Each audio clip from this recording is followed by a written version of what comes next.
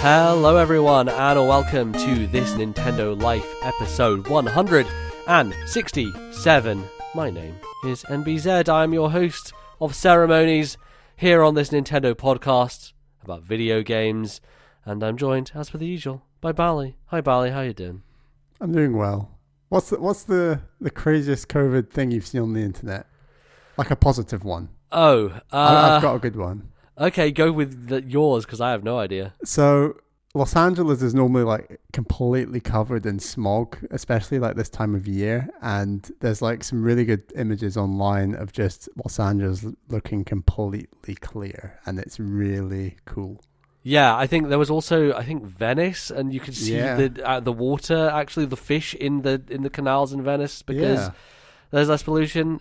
Yeah, for sure. I mean, I think we're just starting to realize that human beings are just the world's worst enemy, and now the universe is fighting back against us, essentially. Which, you know, karma, it's a bitch, and we're dealing with that, I guess, for our sins. But hey, that's good, I guess. You know, let's talk about positive things, because, you know, there's not many other positive things to talk about. So one of those positive things, those video games, and we're here to talk about them because they're very good and we like them a lot. And that's why you're here, I guess, to listen to us talk about them. So what we're going to be doing, we're going to do a lot of things on the show today, and we'll get to those. But the first thing I wanted to bring attention to is that we are doing a survey. We're doing a bit of a survey for the podcast to just find out what people think about it. And Bally, do you want to tell folks about it, what we're doing? Sure. Yeah, so we've been going since November 2013, and we've never just had a break to say, what do you guys out there think of the show? What do you like? What do you not like? We've kind of just rolled on with what we've been thinking works and been going with that. But we really think it's about time that the listeners let us know what you like, what you don't like, what's working, what you'd like to see changed, if you have any ideas, that sort of thing. So we're going to post a link to that survey in Twitter, on our Discord, in the link. There's a link in this description on this here podcast. The survey should only take about 5 to 6 minutes. It's a combination of open and closed questions. So it shouldn't take too long. And yeah, it would just be really great if we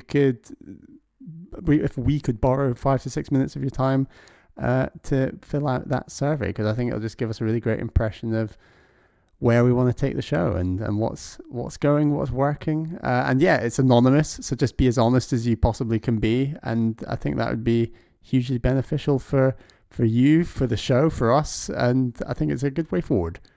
Absolutely. So please, if you do have the time and you're willing to do that would be very, very helpful. We would very, very much appreciate it.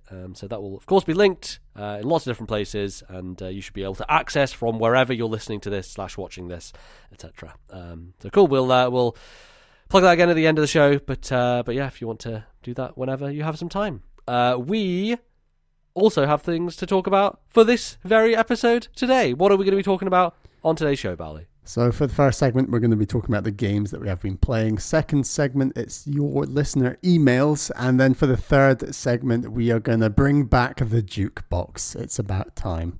Hell yeah. If you don't know what the Jukebox is, it's basically a bit of a music quiz between me and Bally, and we go back and forth. This time, I will be testing Bally and seeing if his knowledge can hold up to my, I don't know, not mercy. Well, maybe. We'll see. We'll see how that goes. Anyway, let's talk about video games. We're here to discuss all the things that have been happening. And we're still playing Animal Crossing. Should we do a bit of an Animal Crossing check-in, Bally? How have things been going on the island? How's island life treating you? It's going well. As you might see from COVID-19, the stock market is plummeting. But there is one market that is flourishing more than it ever has done, perhaps, in the history of Animal Crossing. That is the stalk market. Because it's very much between Sunday, where we've been buying like maximum numbers of turnips, especially you, MBZ, and the time at which you offload those turnips to make a bit of money. It's a very stressful situation and that's why I tried to make it happen as quickly as possible. Like, if I can sell on Monday at a high price, I will try and do that, so I don't have to deal with the stress for the rest of the week, basically. And huge shout outs to the couple of people who have posted on Discord and tweeted at us saying, hey, I've got a really high turnip price, do you want to come and sell your turnips here, that's hugely appreciated. As MBZ said, we both kind of got rid of them very early in the week. I think you were Monday, I was Tuesday. Yeah. And I'll talk through my process of how I did it quickly. Okay, let's go. Let's deep dive into the meta game of Animal Crossing, which is trying to figure out how the fuck to find someone where you can sell turnips at for a high price. So I'm not really like a Reddit or like a Reset Era user. So I thought, right, Twitter is the way to go. And rather than just look up bells in the search, I looked up bells and gates, because that means that it relates to someone who's got their gates open. And sorry, not bells and gates, turnips and gates. Turnip and gates is put into the Twitter search bar, and there's a few people who just say, hey, my turnips are selling for 500 and something today. So basically, I would just check the thread, click the tweet, see how many people had replied. If it was just an insane number, and it was maybe from 2-3 hours ago, I'd think I'd give up. But then if it was like within an hour, I'd send a message like, just a tweet saying, hey, can I get in the queue? And then often they'd be like, hey, DM me. So I sort of put a couple of DMs out in like separate tabs waiting for people to reply. And eventually this guy did reply saying, hey, I'm at work currently, but I've just left my gates open. So, hey, you can go on in there, but I think it's chaos currently. And I was like, okay, great. This is going to be miserable. But I just kept trying at the same guy's gates. And these were selling for like 570 something. So like on the higher end of the ones that were high, and kept trying. After like 45 minutes to an hour of trying essentially once every 2-3 minutes, I got into this guy's island, and I'm walking over to the shop, and obviously it's pausing every 10 seconds to let people in and out because the gate is still open and people are just streaming in and out, and it's an absolute nightmare. And then it disconnected, and I was like, are you joking? I've been waiting almost like 90 minutes. I finally made it in, and then the guy tweeted, he said, oh, really sorry, I think there was a disconnection. Anyone who was in the town already, let me know and I'll reopen my gates. And I was like, this guy's an absolute legend. What a hero. It's really nice. So I messaged him back saying, hi, I've got no way of proving it, but I was just on your island when it DC'd. Would hugely appreciate if you could let me back in. And he did let people back. He let like a select few group, a smaller group back in. I got back in. It was still glitchy as hell, like waiting for people to come in and out. It's a nightmare. And then his Nook shop was fairly far from the gate, which also made it quite difficult.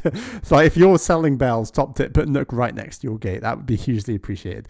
Or like make a path on the ground with arrows or something with patterns that you can just lead people directly to it. Yeah. So I sold them. I got back. It was a good hour to 2 hours of stress, but I made my like 1.52 million bells or whatever it was, and job done. It was stressful, and I think I'm going to go through the same thing starting We will, tomorrow.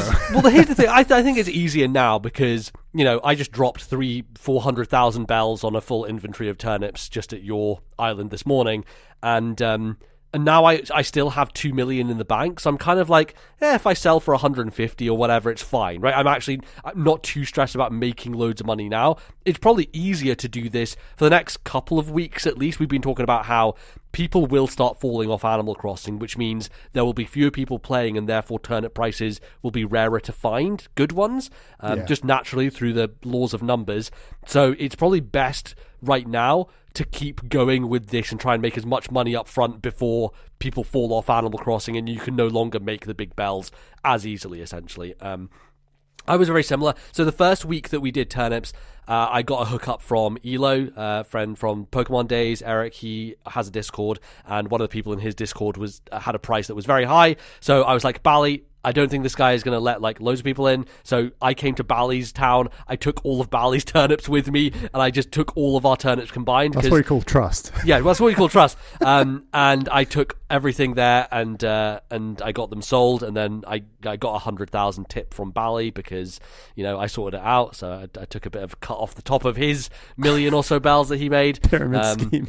Yeah, pyramid scheme, absolutely. So then this week was a lot harder because I didn't have that instant hookup. Obviously, there were loads of people, like Fizzy Stardust, who I've known for a long time. He had a really high price in his town. There was someone, I think, in Nick's Discord who had a really high price. So there was at least 4 or 5 people I could have got it from. But it was like Monday, and I was like, okay, panic, just need to sell ASAP, got to get them off. So I did the same thing. So I went to Twitter and typed in turnip, singular, because that gives you the widest possible result. If you type turnips, plural, there might be someone who doesn't put the S on the end. I'm very, like, trying to dig into, like... Twitter's search bar is very strange. It is, but it's also very easy to figure out, because the latest tab exists, so you can click on latest, and that instantly refreshes. I just keep refreshing that, basically. There's all these other places you can go, like turnip.exchange, which is a website where people get in a queue, and you just wait in a queue until you get your turn, but that takes forever, and I wasn't really about that. So I found this girl who had really strict rules, which was great, because it's like she was doing it where she wouldn't just give out a dono code and let 1 million people in. She was like, okay, I'm going to go through this one at a time based on the timestamp of when people replied to me. So the faster you replied to her, the higher up you were in the queue. She had posted the tweet, I think, at 1:39 via the timestamp. I replied at 1:41. About 3.5 hours later, she had gotten through about 15 people, and I was like number 16 or 17. It took her 3.5 hours to get through 15 people. Right, to get through the people who responded within the first 2 minutes of her posting the tweet, it took that fucking long. But it's also because she was letting people do multiple trips and stuff, so some people would take longer than others, and obviously one by one is going to take longer than multiple. But I just thought it was a better system, so I was waiting there, like, fucking not really doing anything aside from, like, maybe being on YouTube. But I was like, because my laptop, I don't have multiple screens, so I had split windows of, like, a really small YouTube video with the Twitter on the side, because she was DMing people, and I didn't want to miss my window of where she would DM. I didn't know if I was going to get a Twitter notification of being DM'd, so I went on the TNL podcast account to DM myself to see if my phone got a notification from a DM on Twitter, because I wasn't certain about it. So I was doing all these tests, and it got to this point where this person finally said, all right, I've done loads, I'm about to go to sleep. And I'm like, I was like, right, I could sense I was next in line to be in the queue.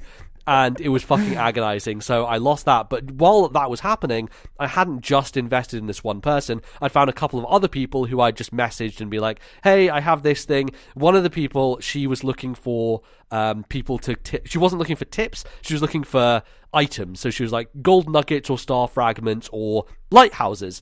And I was like, I have a lighthouse. Like, I can just take my lighthouse and give you my lighthouse. So I was like, hey, sent her a message. I was like, hey, I have a lighthouse I can give you if you let me sell. Anyway, 3.5 hours later, 4 hours go by. I'm just about to go to the shops with my sister to Asda to get groceries and stuff.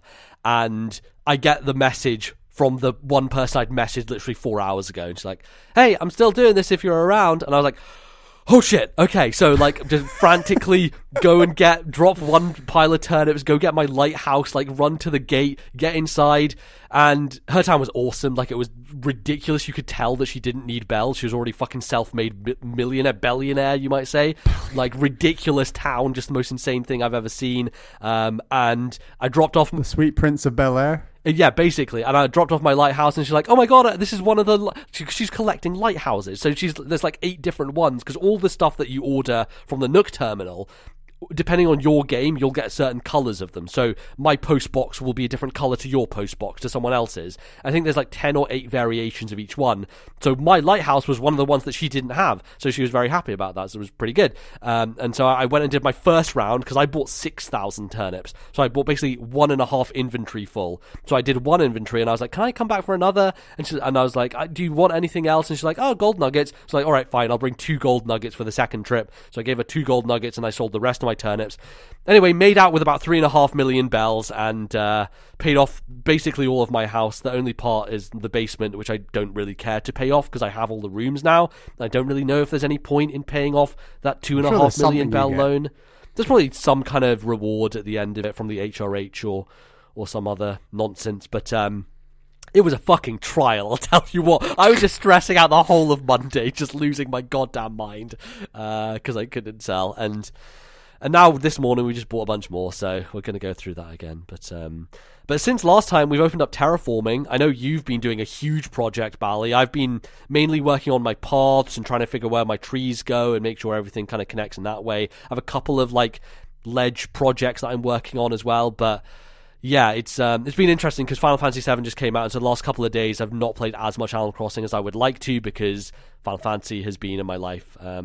So how's things been going with the terraforming? How do you feel about it in terms of its ease of use and the way it works? Because for me, it's a little tricky to figure out because sometimes you'll build up a block and then if you knock it, it will knock off an edge, so you'll have like an angle to it, and you knock it again and it disappears. So like figuring out how to angle rivers or angle cliff sides is a little tricky, I'd say. Yeah, so you get used to it, but essentially if you have a unit that is essentially like looks like a Tetris block, a diagonal, and then you cut it away, it will make a flat angle rather than be like a rigid shape, and that works for both rivers and for like sculpting cliff edges. So you get used to it. It takes a long time. Like my project is essentially creating a massive waterfall behind a high street, and then the waterfall is connected like through 4 rivers, and there's a bridge over each river, and you can run directly across all the bridges to go between the museum to the town hall to Nooks to Mabel and Mabel's. Barley, what are you going to do when they start adding in a new shop? Where are you going to put that? You're going to have to rethink your entire design. Have you planned for this contingency? Good point. I mean, the end of it reaches like this natural occurrence I had, which was I call like Cherry Valley, which is like this cool little valley I had that I've kept. And then I don't know where the next shop will be. Honestly, I was tempted to kind of put, because I've created like this huge, it's like a 2-tier waterfall. It's not just a single tier. So then there's like this huge cliff that I'm turning essentially the top third of the map into like a double elevated area that I was tempted to put my house on, or potentially a new villager, or if there is a new shop, as you say, just stick that up there as well, or maybe even the campsite. I've not decided yet, but essentially there's a lot of work to do. I've invested in like 5 bridges and 1 set of stairs. I've moved everything once, which I think has cost about 250, 500, 300k roughly. So total, Jesus. I've spent probably 1.2 million, close to that or something, just to do all this so far. Yeah.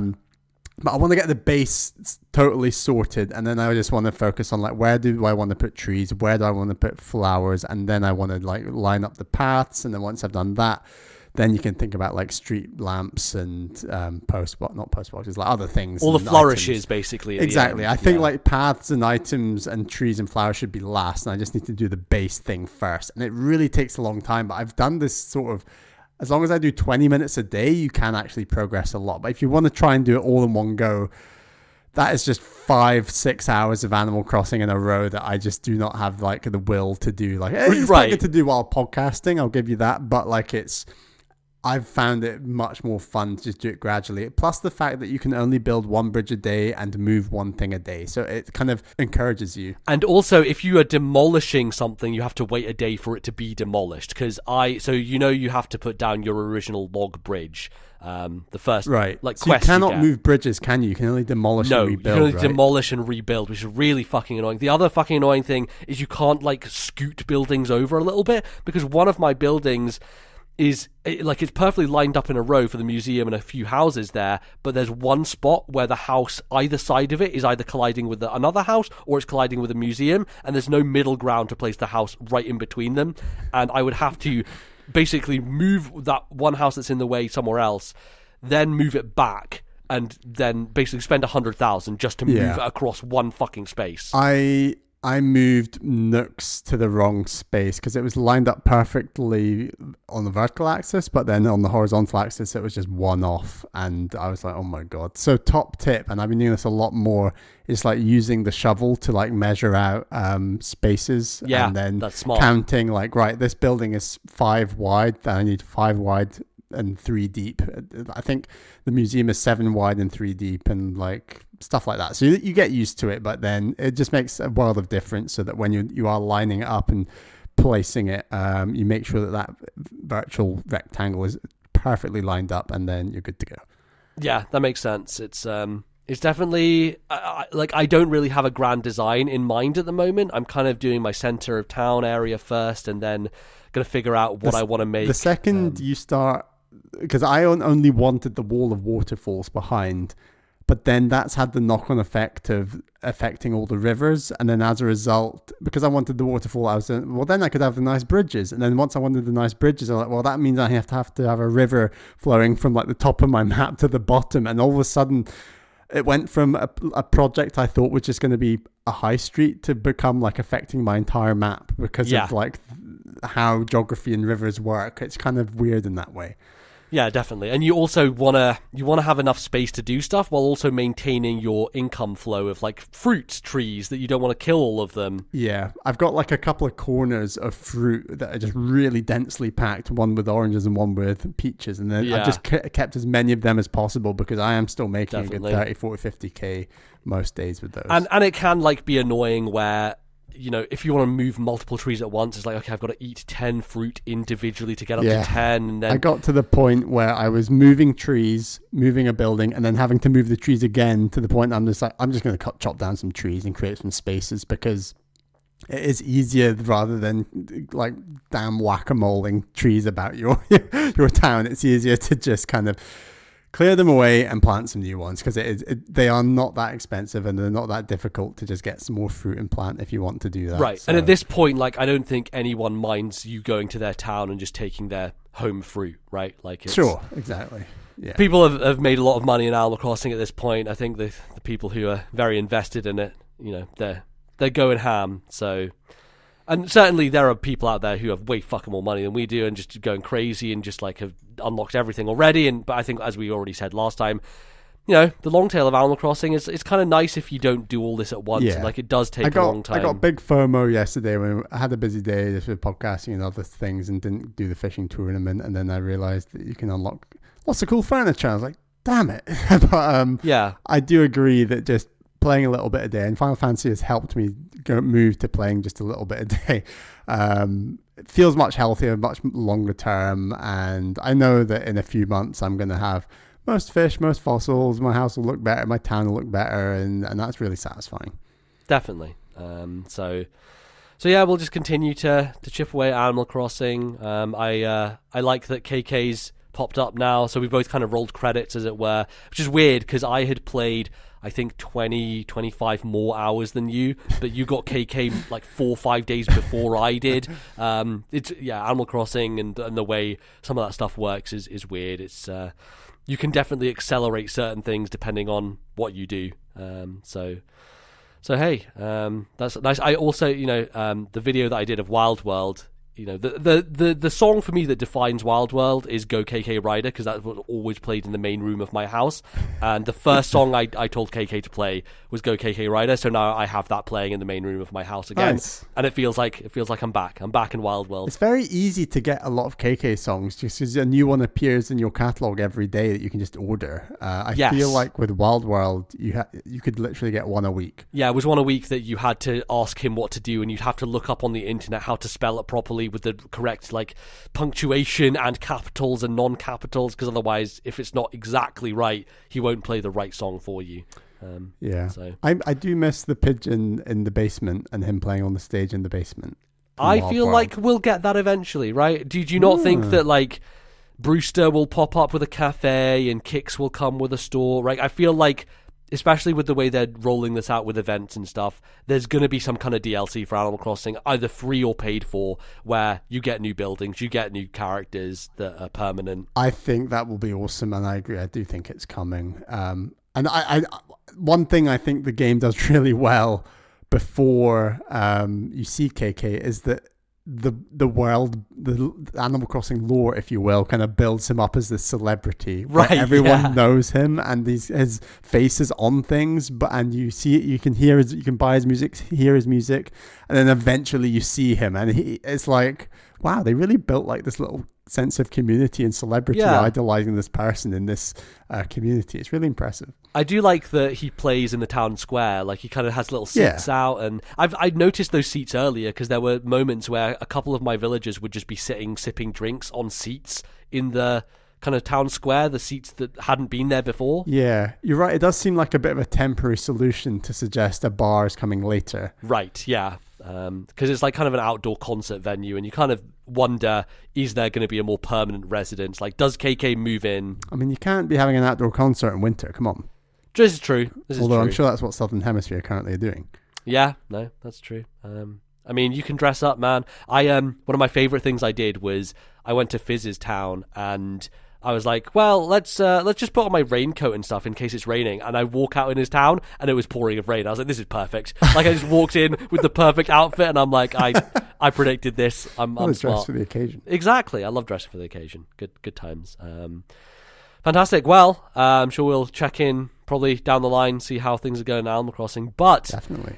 There's a big game that come out very, very recently, and now it's kind of relevant to Nintendo in a sense, because for the first time ever, the original Final Fantasy VII is on a Nintendo system with the Switch release that came out last year, I think it was. Maybe it was the start of this. I can't remember how long ago it was, but most of the original like PlayStation Final Fantasy games are now available to Nintendo fans, which is very, very cool.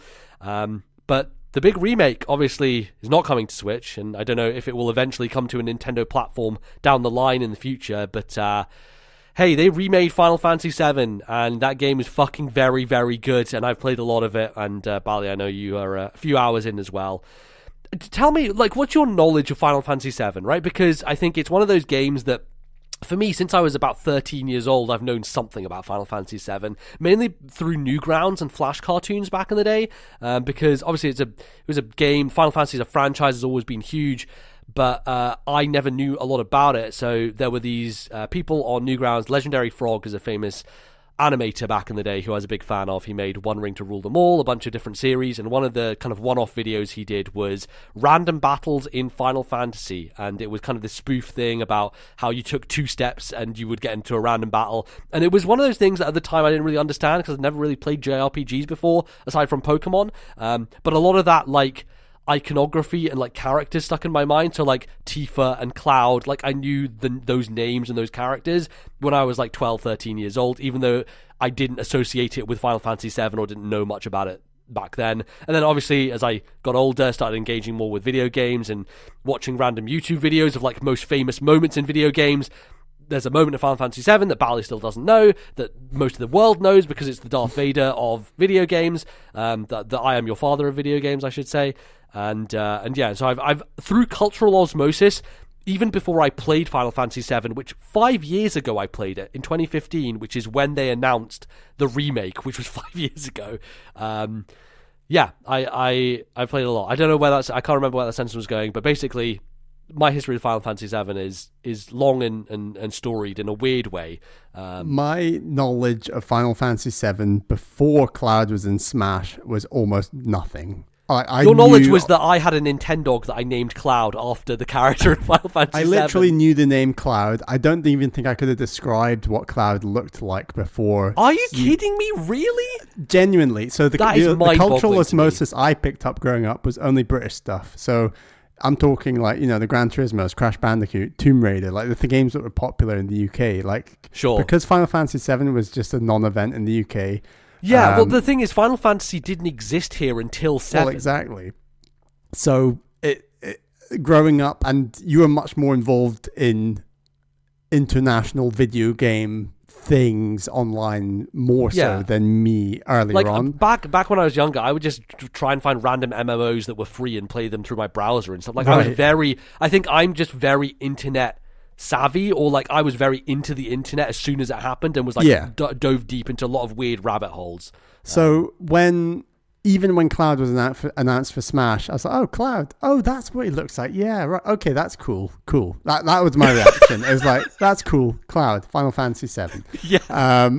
So that was genuinely all my knowledge before then, and even since Cloud was in Smash Brothers and I'd seen like the reveal, all I knew is that Midgar was the start of the game and that there was materia, and it was similar to the magic, which I've forgotten the name of, in Final Fantasy VI.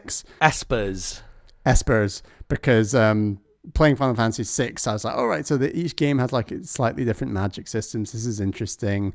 And that's literally all I knew going in.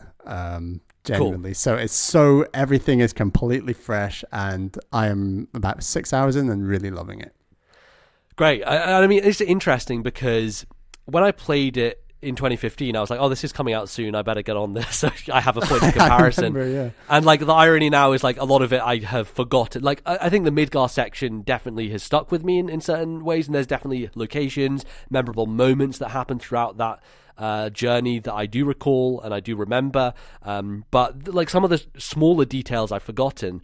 And it's really interesting because I just did a section that is so you meet the character Aerith later on.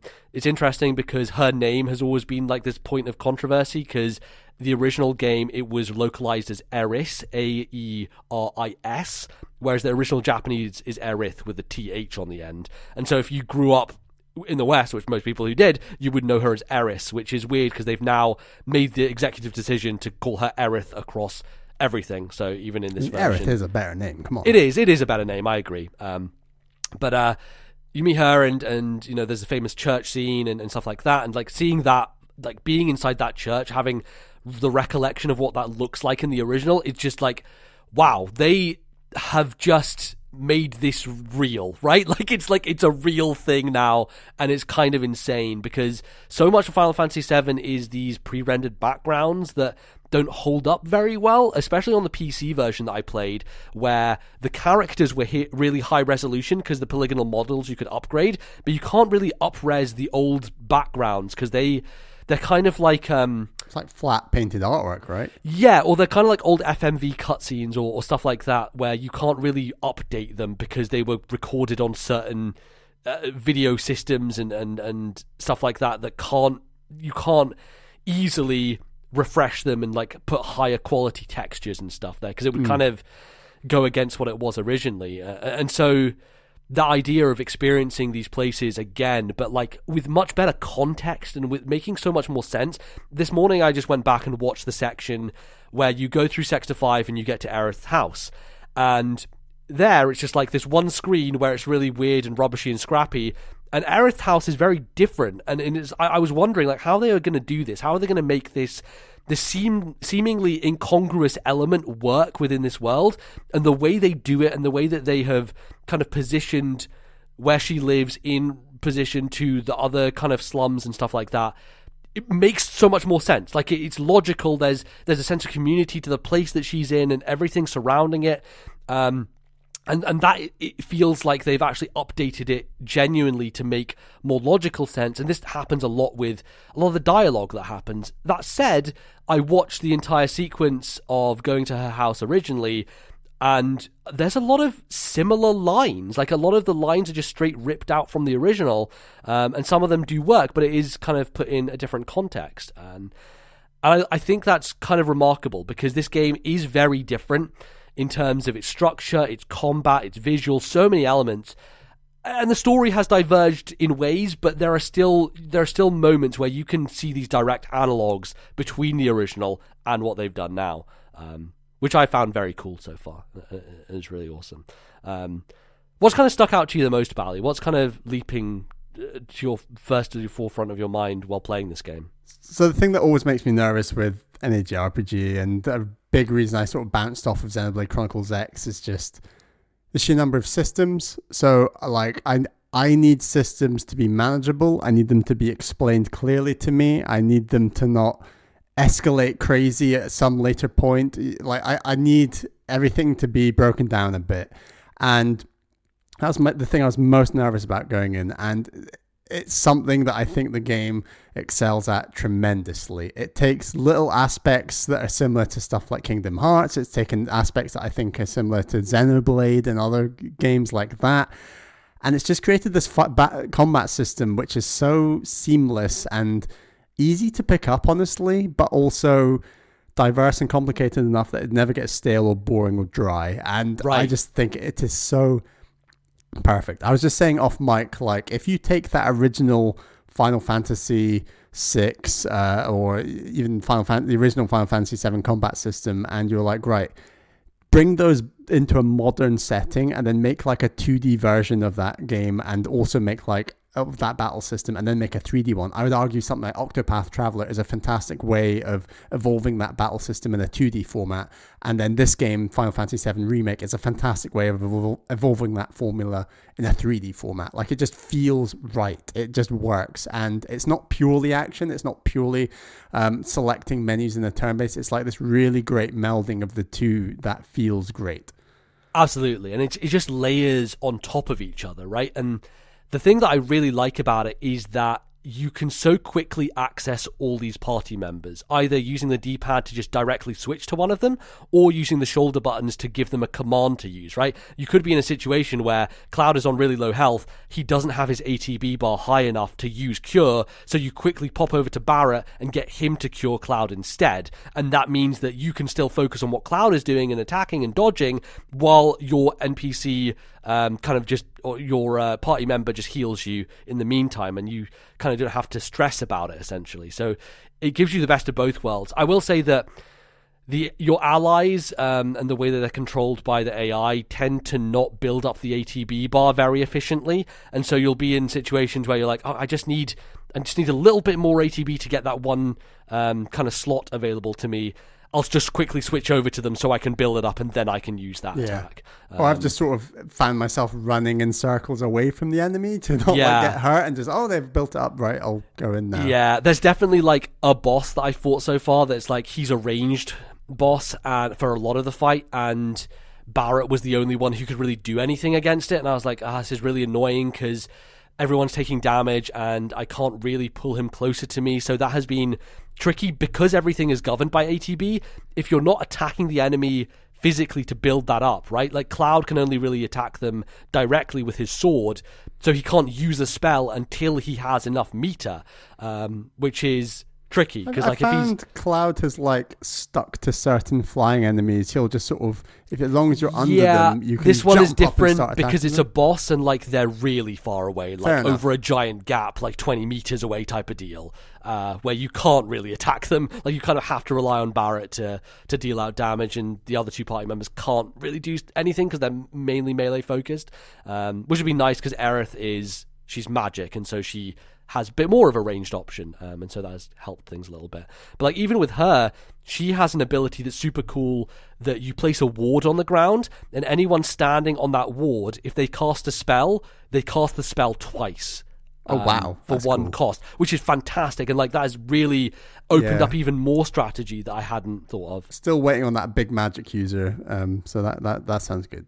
Yeah, she has loads of MP and like mainly uses magic. So, and she has an ATB ability where if you use both of them, she can cast Prey, which doesn't use MP, and it heals all your party members for a decent amount. So that's really opened things up. I'm kind of waiting to get back to another party member with her, because at the moment I'm just with Cloud and Aerith together, and so I'm kind of missing that third key member. Because I was going to say, is it maxed out at 3 party members? Yeah, I think it's the same as the original, which is 3 party members. And that works because then you've got one on each shoulder button, I guess. Right, exactly. So it's easy to switch, and it doesn't overcomplicate things. It makes it a lot smoother.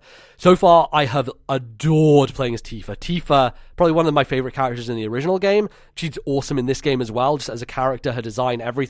But her combat is glorious because she has this ability called Unbridled Strength, where she can basically boost her attack power, but also it unlocks different special moves for her. So she has a regular special move, which is like this whirlwind punch.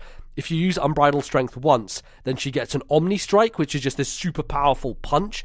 And then if you use it again, she gets Rise and Fall, which is just like these crazy kickflip nonsense, like super monk ninja moves. And so you use Unbridled Strength twice in a row, and if the enemy is staggered and you just pump out those 3 special moves back to back, it just fucking destroys them. And I posted a video to Twitter just showing me shredding this like mini boss in like 20 seconds flat, because she feels so much fun to play as. And the interesting thing about her is her regular punches don't do much damage, but she builds up the stagger gauge really quickly. So if you want to build up the stagger gauge, you want to just use her punches, or you use magic or whatever. Enemies have weaknesses, and weaknesses will help build up pressure on them. And this is kind of where my knowledge of Final Fantasy 13 comes into play, because 13, and even you with Octopath Traveler, both those games have this system where you have to hit enemies to build up a gauge, and then they kind of break, right? Like, you break them, and then they are susceptible to take huge damage when their defenses are kind of erased, essentially. And that's kind of the system that's being used here. But it's this amazing mix of like classic ATB with action, with some 13 thrown in there. It's just such an incredible... And like, the visuals of this game are amazing, but the combat of like summoning someone, or like using like all these different effects, just blowing up and fire and all the magic flowing around, it just looks insane and amazing. Is the visual language on that move with Tifa clear enough to state like what level she's on and at what point you can use like your triangle attack? Yeah, because the triangle attack changes its name. So the name on the button will say Whirlwind Punch, or it will say Omni Strike, or it will say Rise and Fall. And I wonder if there's ways to get different moves for her depending on the weapons you use and stuff, because I know that abilities are tied to weapons, right? You were saying that you unlocked... Yeah, so you can essentially learn an ability off a weapon and then swap the weapon out, and you will maintain the ability. Yeah, exactly. So that a stuff bit like is... the espers in Final Fantasy 6, actually. Right, which is different. So that's the one difference between 6 and 7 is it's a little bit arduous in 6, because like everyone can learn every magic spell if you really want them to. It's just a bit of a grind, because each person you have to individually build them up with that magic spell. The difference with 7 is that the materia is the stuff that levels up on its own. You can just move the materia between the characters you want to use. Exactly. Yes, exactly. Because so what I was doing was Tifa had my ice materia, and she had used it a bunch, so it had leveled up and got the level 2 ice spell. And then when I got to Aerith, she also had an ice materia, but because I hadn't played as her yet, it hadn't been leveled up. So I just swapped out Aerith's ice materia for Tifa's, and instantly Aerith had access to that higher level spell. Yeah, it's really cool. And I love the visual representation of the materia in the weapons. It's just a small thing, but I think it just adds so much. Like, yeah, it's cool. And I do like that the weapons are kind of distinctive in their look as well. They look different when you equip them. We've not really talked about like the cutscenes, the visual presentation, the storytelling, yeah. Because for me, it's at like a level that almost feels higher than even, and I've not played Uncharted 4, it feels higher than Uncharted and on a par with games like God of War and Spider-Man for me. Like, the visual storytelling is just insanely good for me. Like, the voice acting, yes, it's hammy in parts, but that's what works for this world, I feel like. It wouldn't work if it was overly real. Right, it's definitely, you can tell there's anime here. Like, but the thing that I like about it is it doesn't go full anime, right? Like it kind of has a Xenoblade level of groundedness to it, you know? And that's kind of what I would compare it to in a sense, is like there's definitely ridiculous characters, there are definitely dumb moments, and there's goofy things that happen.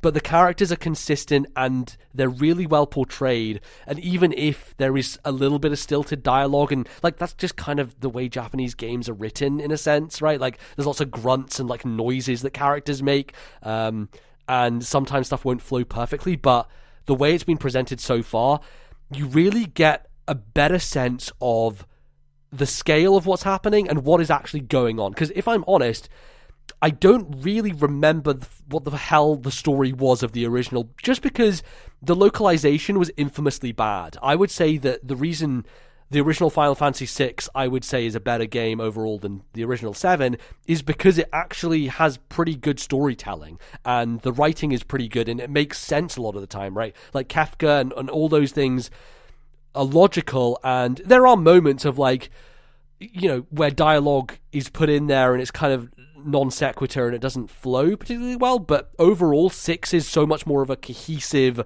story than 7 is. 7 is just very poorly localized and brought into effect. So alongside the visual storytelling of, you know, as soon as you blow up that first reactor, you go out into the streets and there's just fucking people on the floor and like fires burning, and you see the effects that this has had, right, on everyone. And in the original, it's just like there's a couple of cartoony people just hanging around like on their back, and it doesn't have the same weight to it, right? Just because you couldn't do that back then. There's a lot of slower paced, we're just going to walk and you're going to be talking with characters and looking at the world around you. That is just incredibly God of War, Uncharted kind of pacing that I think is just so entertaining and really fleshes out world building in a way that is unique to video games. Definitely. Yeah. And I like that a lot. I like that, you know, you have these slower sections, which you've done the Sector 7 one where you just get a bunch of side quests essentially, and it's you're going around with Tifa and you're trying to solve people's problems, and you know the actual meat and potatoes of the side quest is mainly here, go kill some of these rats or whatever, but there is kind of bits of lore and storytelling built into that stuff, and I think even the section that I just did with Aerith, which is her hub area, is even better about that in terms of talking about this community and the way that Cloud kind of impacts those around him. And Cloud is an asshole, basically. Like, and you straight up from the beginning, you're like, this guy he's kind of sucks. I don't know why anyone sticks around with him. I don't know why anyone likes him. But it's mercenary. They want his actions. Right, and he's there to make money, obviously. But like, I do really like how all these characters around him are starting to have an impact on him and like bring him out of that. And really, you see the effect, and it's slow and it's subtle, and it really does work for me. As much as Cloud just kind of is an asshole generally. It's very good, and I appreciate it because, you know, there are moments in the original where you go to this place and it just kind of happens, and you're like, I don't know why, like that would kind of happen a bit too fast, and they didn't really take their time with it. And in this one, there's definitely mysteries being dangled in front of you, and there's pieces of lore and narrative, and there are throwaway characters that are actually people in this game, right? Like, Jessie is the best example. Like, well, talk about this game's fucking horny. I'll tell you what, like, Jesus Christ. Talking of horny characters, yeah, the voice of Jessie is the same voice actress as Black Cat in Spider-Man. Oh, really? Yeah. Oh, interesting. It's Erica Lindbeck, I think. She's in a lot of stuff. She's very good. Yeah, well remembered. And yeah, like, Jessie is just like hot for Cloud, straight up, like all the time, and it's very funny, and I like it a lot. It's very well done, and like you go on a mission with her, a very personal mission with her, and that, like, Biggs and Wedge, all these three characters in the original game, they're on screen for maybe about half an hour to 40 minutes, and then you kind of never see them again. They're not really characters. They're kind of like a joke, right? And you remember at the beginning of Final Fantasy VI, the two kind of guys in the mechs with with Terra, are called Biggs and Wedge as well, because it's kind of it's an in-joke in Final Fantasy. I think it started in 4, maybe. I can't remember which game it started in, but there's always a Biggs and a Wedge in those early Final Fantasy games to, you know, the Star Wars reference that they have. Right. And in this game, they're actual characters, and they are like, you know, Wedge is like, I'm the funny, goofy, big guy, you know, and Biggs is kind of bit more serious older brother, kind of has a bit more goof to him, and you know, they all work together as this ensemble alongside Barrett, of course, and it just works. And I don't know what it is, how Square Enix have gone from a game like Kingdom Hearts, which you can talk more of, about how nonsensical and fucking bad the voice acting is in that, and like how it doesn't really gel together, and they've somehow made something that rivals some of the best Western games in the industry in terms of storytelling, which is kind of mind-boggling to me, because that's not what you expect from modern Square Enix, from their past track record.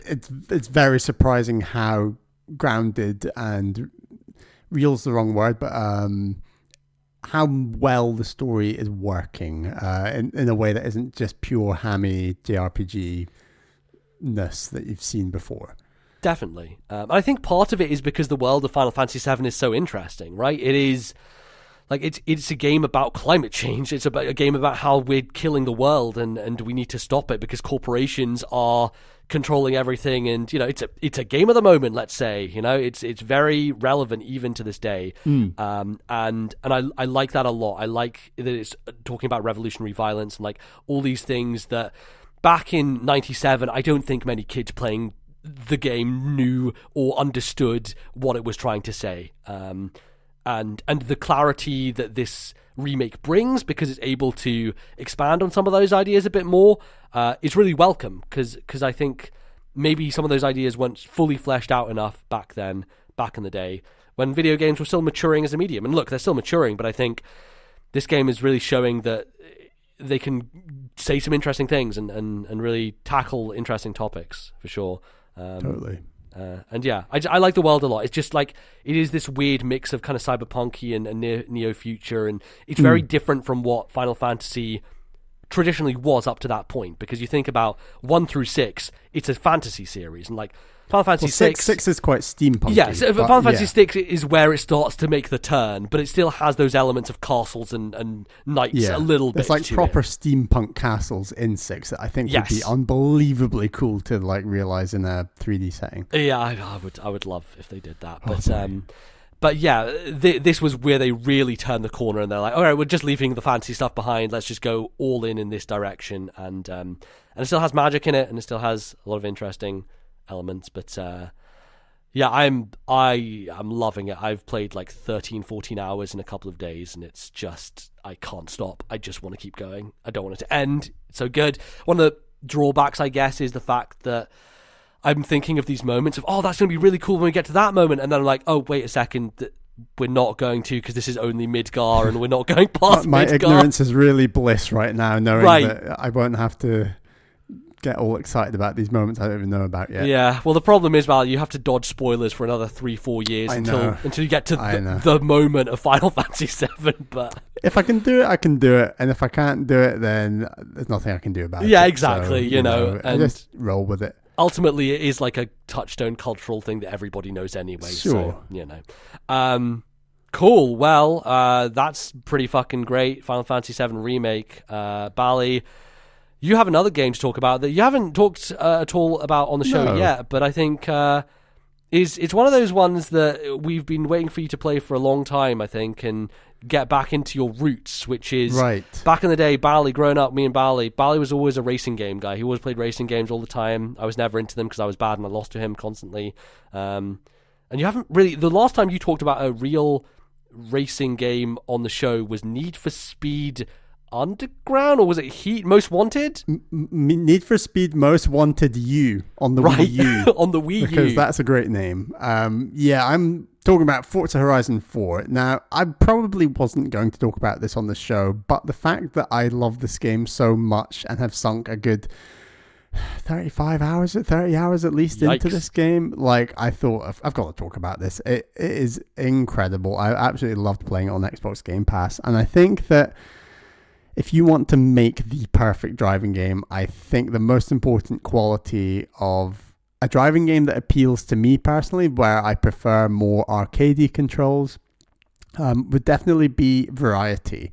And Forza Horizon 4 is just so much variety, it's insane. Like, I kept swapping between cross-country races, rally races, road races, and street races. Like, these are the 4 main disciplines, I guess you could say, in this game. And yes, you are unlocking cars, and yes, they often cost a lot. And yes, you can skip the cost of cars by paying real money. And no, I never did that. But most games where like there are these cars behind paywalls, you think, oh, I'm never going to be able to drive, say, the McLaren Senna 2018 or whatever it's called. And so I really want to drive that car.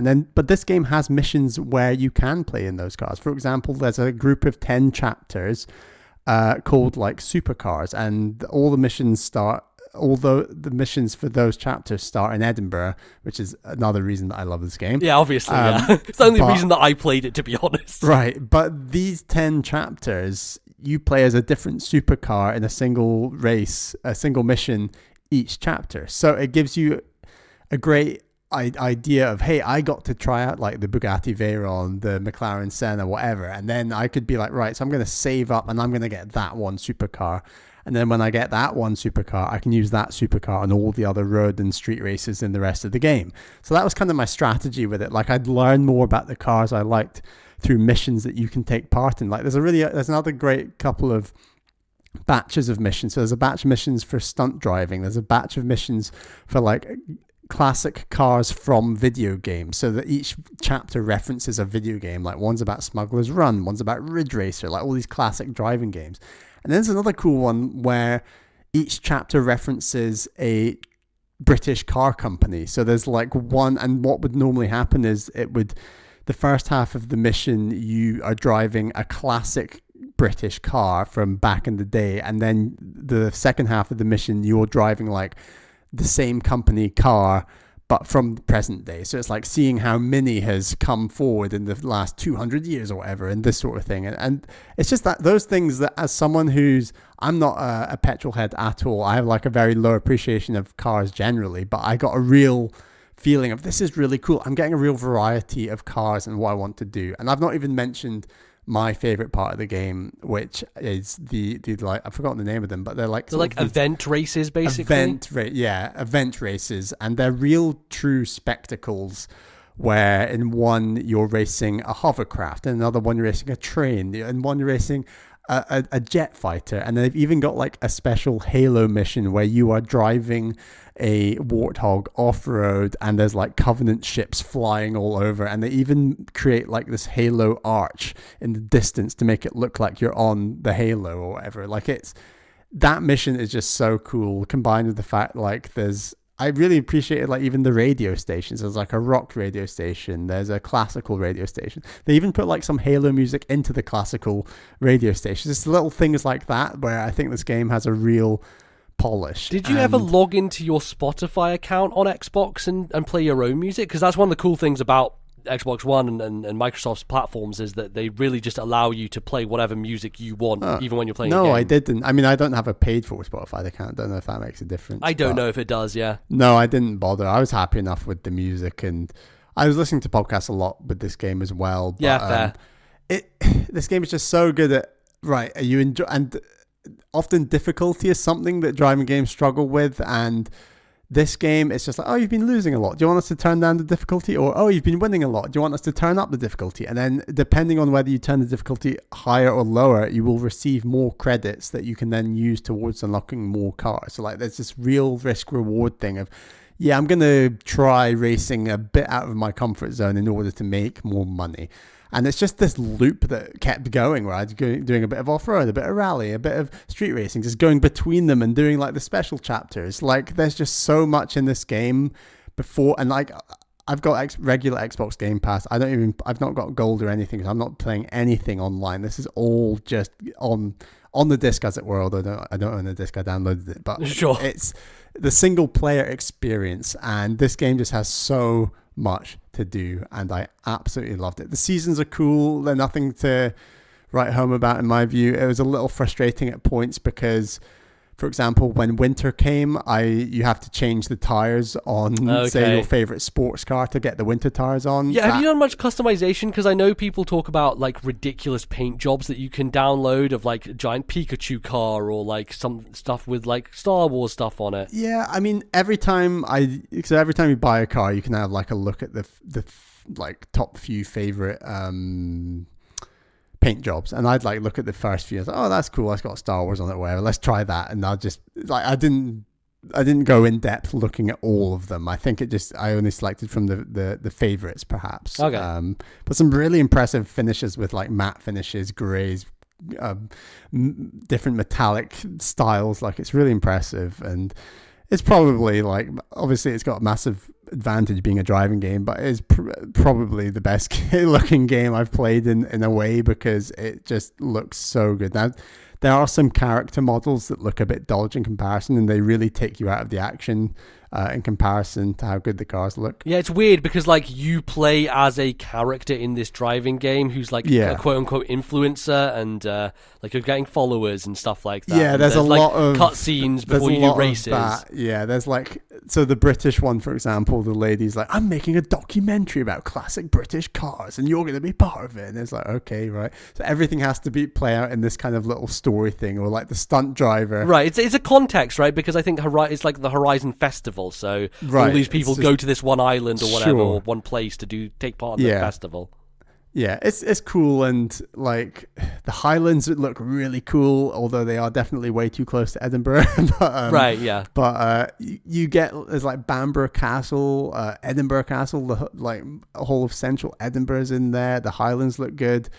And then the rest is just quite generic looking English towns in my view, but that's absolutely fine. And I think you get a real diversity. Yeah, it's like villages and countrysides. It kind of it gives you a vibe more than anything else. This game just oozes diversity, and you can play, it's like 5-6 games in one, and I mean that. Like I played a little bit of Rally 2.0 on Game Pass after this, and it's a fairly realistic rally game, and it's just totally not my cup of tea. Like, yes, I could devote a lot more hours to it and try and learn it more and this sort of thing, but I think I look for the arcadey experience. I do like Burnout back in the day. I like that arcadey feel, but at the same time, I like the semi-realistic sense of racing versus just street driving like Burnout is. And there's a big emphasis on crashing in Burnout. I'm not a big fan of that. I do like the genuine driving aspect, and whether that's track based or cross country based or street based, like I do like that a lot more than just Burnout, which has an emphasis on crashing. So like this game is just my perfect driving game. I also think like it's a really accessible game for people who aren't a savant like Bally, because you can just rewind a bunch, right? Like that rewind function is really so helpful for like, oh, I fucked up that corner, I'm just going to ruin this race. Because it's so easy when you're bad at a racing game to make one mistake and then there's no way you're getting any good position. So totally. And it feels like the game doesn't, you still get points that advance so you say you want to unlock more off-road races, you do more off-road races. You do that by doing off-road races. You don't seem to have to come like first, second, third, or even the top 3 to unlock more. You still gain points. It will just take you longer to unlock them.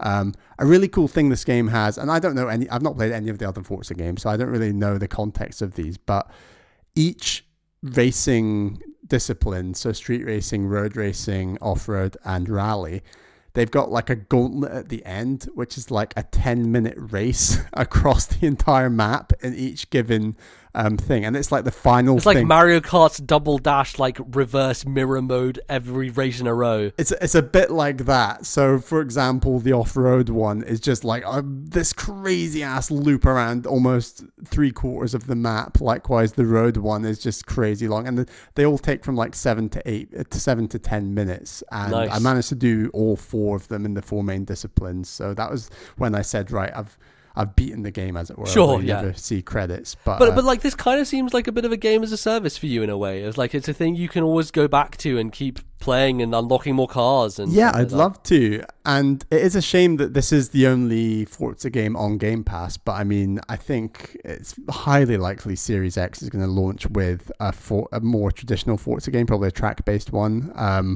And then obviously that game will be on Game Pass. So I really look forward to playing more in the series.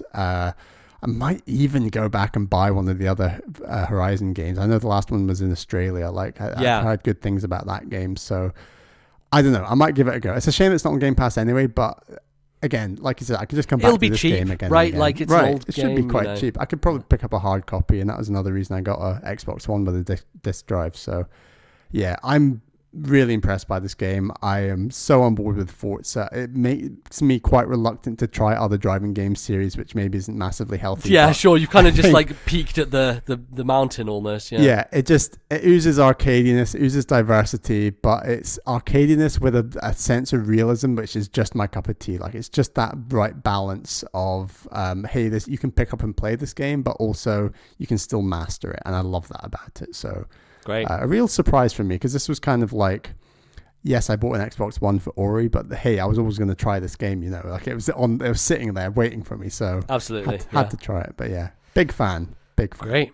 Well, speaking of peaking and mountains, let's talk about a little game where you climb to the very top of a little peak, a little mountain, a short hike. This is a game that got a lot of chatter last year, and it was only on PC. I played it on Epic, and I believe it's going to be coming to Switch. I don't know if they have announced that yet, but it seems like weird how long it's taking, because I really want to try this. It seems like the type of thing that would be very at home on Switch, because like I think the 2 touch points when I was playing this, 2 Nintendo games, Animal Crossing and Breath of the Wild, which is a very weird combination. What a combo. When you think about it. But it's very interesting playing this alongside Animal Crossing, or like I played it in a couple of sessions, I guess. It took 2.5 hours or so. It's very approachable, very, very short. And it is basically you play as this bird, and you have to get to the top of a mountaintop. You're basically on holiday with your family. They're all anthropomorphic animals, so there's like rhinos walking around. Like it's, like Animal Crossing, all these villagers being animals, all these characters are animals as well. And you're with your aunt, and you're just like taking kind of mini vacation, and you're waiting for a phone call. And you don't know what the phone call's about. They don't really tell you, and that's kind of revealed at the end of the game. But the idea is there's no reception on the island, so you need to get to the top to get some good reception so that you can get that phone call and hear what happens. So that's a kind of basic setup, but the game is basically a climbing/exploration game. There's no combat in it, and it's all about just exploring environments and upgrading yourself so that you can do more stuff. Like a bit of collecting in there? A little bit. That you can get money. The Animal Crossing elements are interesting because you can pick up a shovel, and the shovel will have dig spots in the ground that literally look exactly like the dig spots from Animal Crossing. They're being blatant about it. They're not like trying to, push your foot about it. It's just like, this is directly exactly the same. And you get money from digging in those dig spots. You get a fishing rod, and you can fish for different types of creatures in the sea, and you can then sell them to this guy. And this money can be useful at later points in the game to get little upgrades. The main thing is, you're a bird, so obviously you can kind of fly. When you start the game, you can jump off an area, and if you hold down the button, you can glide. So instantly, you're like, I see Breath of the Wild, like gliding from a high place to reach another area. Then you pick up these golden feathers, so they're the main collectible of the game. And every golden feather you get gives you an extra jump. So you can jump 3 times, you have 3 golden feathers, and they'll deplete as you kind of go through the environment. But you gain height every time you jump with them. So you can gain height and then get to the last one and then glide all the way down. But the other wrinkle is that these feathers can also be used for climbing. And similar to Breath of the Wild, you can pretty much climb most surfaces. And most of the time it will be like a cliff face or a mountain face that you'll be going up because, of course, you're trying to get to the top. So depending on how many of these you have, you can last your stamina a bit longer. So it is doing a lot of those similar things of you're trying to figure out, how do I get over this place? Where do I go to? And there is a very simple path that you can take. And the path will kind of lead you up without you having to necessarily engage with the systems of getting the golden feathers and doing that stuff. But for me, that was the real joy of the game, was exploring to find more of those, to upgrade myself, to find these little side quests of this little river retreat round the back corner where there's a little pond and a hut and someone's fishing there, and there's another character who's camping and they've lost something, so you have to go on a little side mission to find their thing. There's a rabbit who's like running a race, but she's lost her headband, and she's like, I can't run this race if I don't have my headband, so you have to figure out that for her. Little charming stories, and it's very well written. It's got a real cute aesthetic to it. It's very pixelated. It's polygonal and kind of isometric from the perspective you look down on it. It's very bright and colourful, but there are layers of pixelation that the game automatically does on top of itself. And I think the first layer of pixelation that it starts you with, I think was a little too much for me. Like it was a bit, I wouldn't describe it as a Game Boy aesthetic, but I don't really know how to describe it. It's very difficult to kind of put into words. I heard that they might keep the resolution like so crazy low in order to make the world render just a lot more easily and be so open world and flowing. Right, definitely, because it definitely is a lot kind of more open and bigger than you would think it would be. Right. Like the island is kind of, it's cyclical, and like you go around and you can kind of access areas, and especially when you jump off the top, you can glide all the way down, and there's a bunch of fog, actually. Like, it really does fog things up to limit some of the visuals, because they can't render everything in. N64 trick. Yeah, a little bit. But of course it kind of makes sense, because you're up high and it's a bit colder and stuff like that. And they do layer mechanics on, right? Like when you get to the top of the mountain, usually when you land on the ground, your feathers automatically refresh themselves. But when you're in the cold, it starts freezing each feather, and it has a little blue tinge to it to show, you can't actually use this. So can you make a little Breath of the Wild fire? And no, unfortunately, you can't make one, but it does have a similar mechanic where if you walk up to a warm thing, it will heat you up and you'll refresh your feathers. So they kind of have those mini fire checkpoints almost there. So for me, this is the first game I've played which really feels like there is direct influence from Breath of the Wild in this. That's really cool. Yeah, it's really cool to see because and you wouldn't expect it from an indie game, right? Like you would expect the type of people to do what Breath of the Wild did, to be huge developers that have the resources to make something as crazy as that game. But I think this really shows that you can take those base mechanics, the things that really made Breath of the Wild special, which was climbing on everything and gliding and seeing things, in this really intimate small setting, and it still works just as well. And it's such a delightful game. It just looks awesome. So with the pixelation stuff, I turned it down to like the next level down, which was a bit of a better mix between the more traditional polygons and a bit of a kind of fuzziness to it that gives the world a bit more uniqueness. And I loved it. I thought it was just such a delightful little afternoon of playing. Really, it's like 3 hours. Yeah, about 2.5 to 3. Like it ran really nicely on my laptop because I don't have my desktop at the moment, and so it will run on pretty much lower end systems if you have them available. But I would wait for it to come to Switch because I think it will run perfectly on that, and it will be a great handheld game. All that stuff, just delightful. Just I can't say enough good about it. Really, really enjoyed A Short Hike and highly recommend it. If you manage to get it for free on the Epic Store like I did, then boot it up. It's a good time. It's in this time, of course, we're talking about how no one can go outside. It is such a delightful, like, just explore the environment and walk up a mountain and glide around and have a lot of fun. I loved it. It's great. So nice. That's A Short Hike, and that is the end of the first part of the show. So don't go anywhere. We will be back right after the break with some of your emails.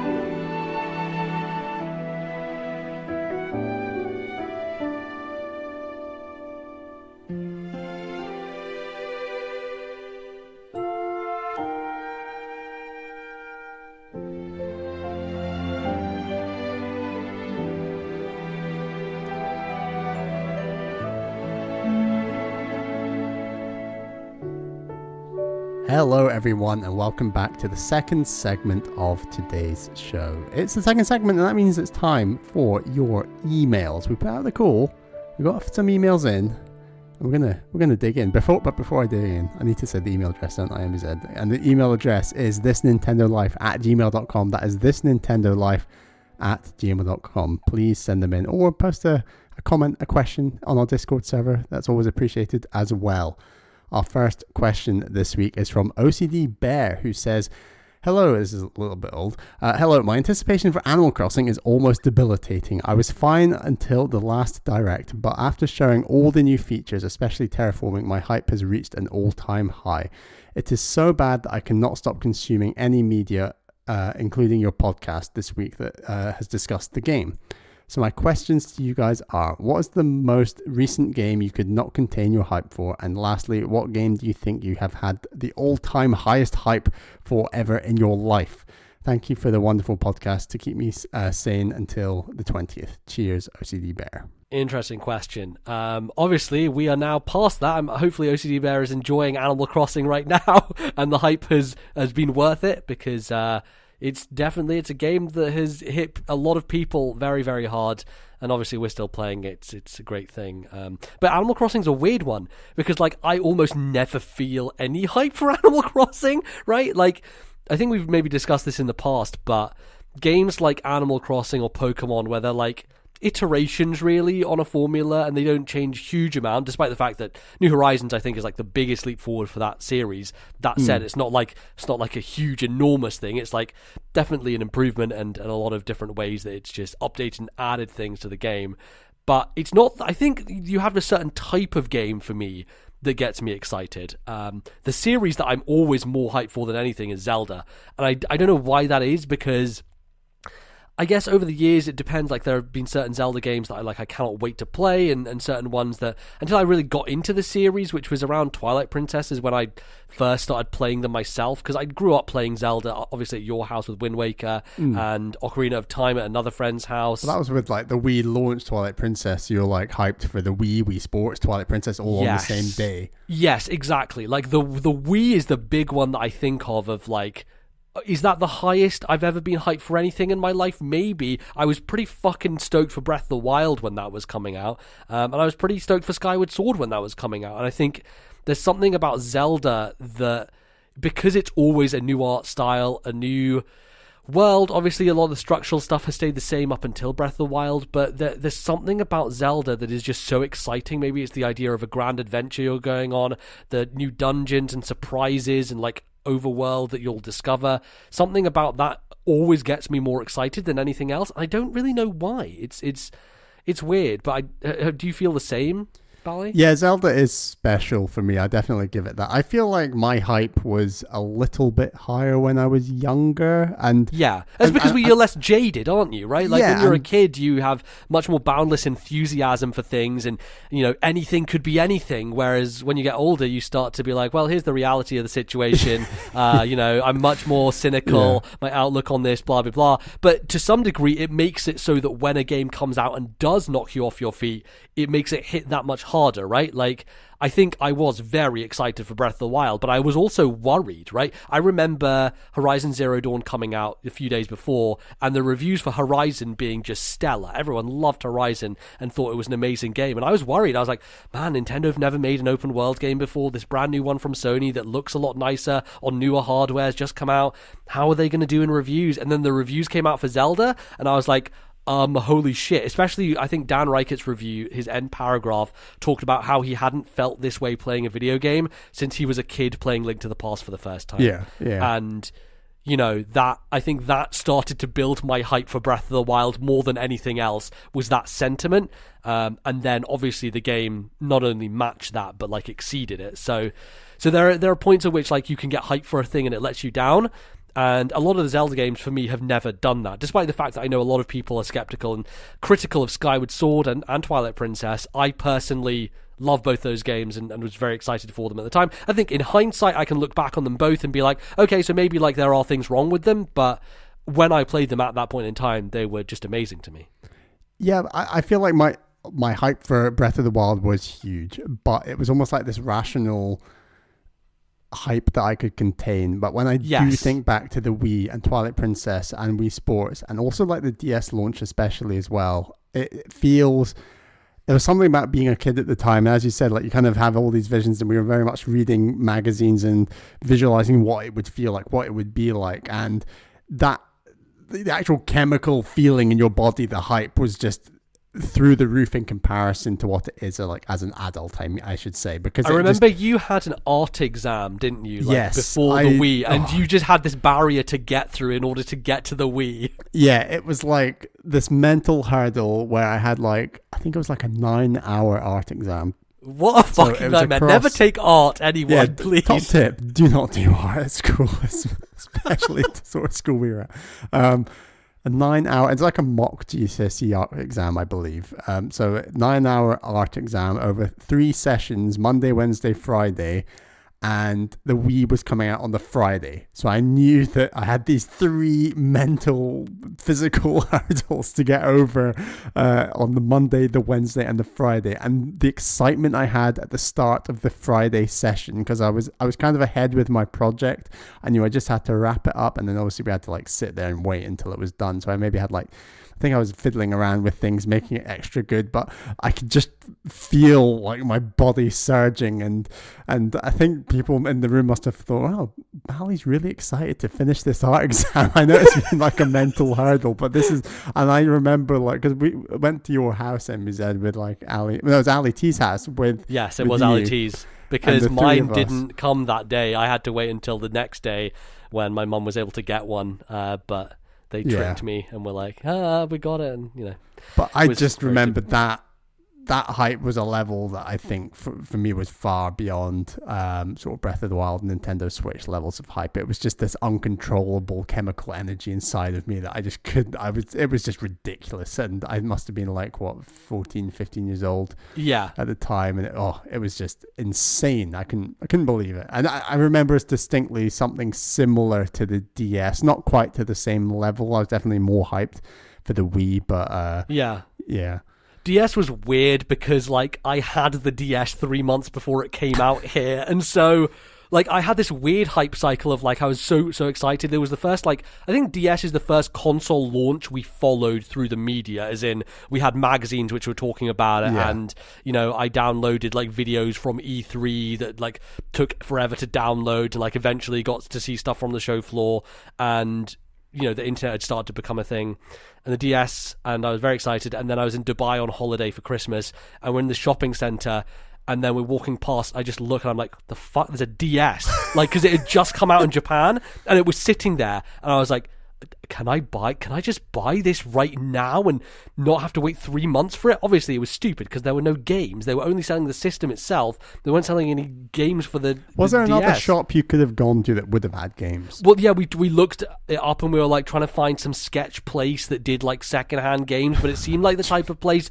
that would sell you Pokemon Black version before Pokemon Black was a real game. Back in the day when there were hacked cartridges, it's like Pokemon gold and green version, and it's like this mixture, and it's this weird fake Pokemon on the cover, and it's just like so many hacks existed back then, and so it was that type of place where it's like, here's a Spider-Man DS game, but it looks like it's got a kind of printed off cover and wasn't official in any sense. So I think I held back on buying any software because it was a bit sketch, and because you would have been looking for like Mario 64 DS, right? That was the game we both got. Yeah, well, here's the other problem is that all the software was in Japanese because all the games would have come from Japan, right? So there wasn't any English stuff, even though it would have... And it wasn't a case of flicking the language switch at that point in time, was it? No, you couldn't. Like, each cartridge came, with the region's language on it, so there wasn't any changing, no universal version like we have on the Switch these days that has everything contained within one ISO, whatever you want to call it, ROM file. So yeah, it was a weird situation with the DS, with like this kind of very instantaneous like reverse hype, because it's like I had this thing, and then what did I do? I just played Metroid Fusion on it, basically. That's all I played on it. I played on PictoChat a bunch, and there wasn't anything else on the DS that you could do aside from just mess around with the options. I spent a lot of time on the options menus and on my DS, just being aghast at the fact that I could tap a touch screen for the first time. So yeah, that was pretty wild. And I don't know, I think probably similar to you, the Wii is probably the height of my hype with video games. I don't know there was any other system. The Wii U was very low key, wasn't it? Well, you didn't even get one. I didn't even get one at launch. The 3DS was interesting. 3DS, I was maybe less hyped for because I'd already seen it. Right, I went to that event in Edinburgh where I got to check out what the 3D looked like, and get some impressions from it. I was still excited to play Pilot Wings and figure it out. Face Raiders, all that nonsense, but. Yeah, I don't know. Did you feel more excited about 3DS just to see the 3D for the first time? Yeah, I was very excited to play Pilot Wings and was very impressed with like how the 3D looked at that point in time. And then sort of showing flatmates at uni at the time, like, oh, yeah, you need to check this out. And they were all like, whoa, no glasses 3D. This looks amazing. But yeah, I remember my hype levels for Pilot Wings were very high. Yeah. What about individual games? Because he's more focusing on individual games as opposed to console launches. And I think just naturally console launches are gonna be the thing that comes to mind because it's a big deal. You got lots of things at once. It's all kind of rolled into it. Are there individual games that you just haven't been able to contain your excitement for that aren't associated with a console launch? Yeah, I think the most recent one, probably something like Mario Odyssey or something. That wasn't with the console launch. I actually was going on like a guy's trip away the day that Mario Odyssey came out, and I went through this entire rigmarole of like trying to download the Japanese eShop, and it wasn't as easy as I would have liked. And then I remember that. Keened listeners will remember I did a solo segment because Bally was away, so he couldn't record. Yes. I wanted to talk about Odyssey before the show went out because it had literally just come out on that Friday, and we were recording, or the show was going out on that Monday, and I was like, look, Odyssey's just come out. I can't like put the show out and not talk about the biggest game on Switch. So I did a solo segment on it. But yeah, I remember that. you messaging me being like, how do I go to the Japanese store and like try and download it, and you were just panicking about getting it essentially. Yeah, I managed to get it either through some other shop, or I just ended up waiting for the UK one and played a few hours that morning, and then my flight was like in the afternoon. But I remember just getting back on the Sunday or Monday night, I can't remember now, and just playing a lot of that game. Yeah, for sure. Trying to think of individual games. I was very excited for Persona 5. That was a big one. I remember being like, oh man, it's been a while since I played P4, and like that was one of my favorite games of all time. So Persona 5 was a big one. Like a lot of the recent, Sony stuff like God of War. I think God of War was one of those where I was like interested in, and then the reviews came out, and I got very excited after the reviews came out. You got so excited that you bought a goddamn console for it. Yeah, that was a really sort of unexpected. Like I got a PS4 for Spider-Man, but God of War was like this thing that made that decision earlier because of the reviews, and I was like, I really want to experience this. I think it'd be a really good purchase, and I got really hyped in that very short space of time. Yeah. I was gonna say you just messaged me that you were like perching waiting for the postman just the other day for Final Fantasy VII Remake. So that's got to be up there, I guess. Yeah, it's definitely up there. I think after the reviews came out for it, I was already excited because the demo happened, and I think the demo just gave us all an indication. So how much of the demo did you play? Like 15 minutes, 10 minutes? I literally played about 10 minutes. Yeah, about 10 minutes. I was like, this is perfect. I don't want to go through this hour again, so I'm not going to play it. Which I think was a good decision, because like day one, I only had to replay about 10 minutes, and then I was like, oh, it's all new to me, essentially, which was a nice feeling to have.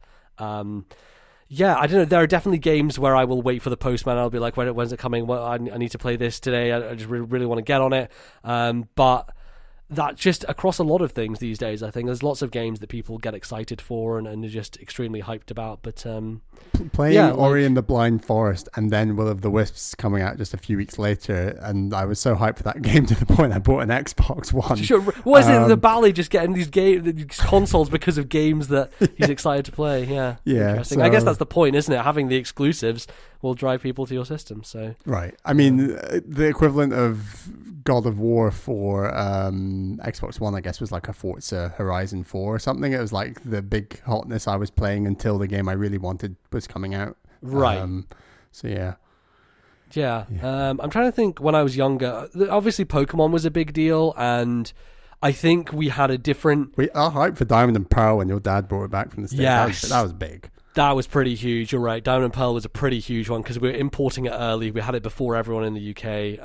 I think Ruby and Sapphire was actually larger than I remember it being. I think I recall I played a lot of Ruby and Sapphire, but I don't have as fond a memory of it. I mean, I have a lot of good memories of it, like secret bases and all that nonsense, and you and Ali T complete the Pokedex. Like, we played a fuck ton of those games. Yeah, we went deep. Before they came out, there was a magazine I had, which I think Ali T might have had it, where it showed sprites of every single new Pokemon that was going to be in the game, and he was like circling the ones that were going to be on his team and shit like that. He did that for Diamond and Pearl as well. Ali T had this thing where he would just like get very excited for new Pokemon games and basically plan everything he was going to do before he even got the cartridge into the system, which was a fun thing.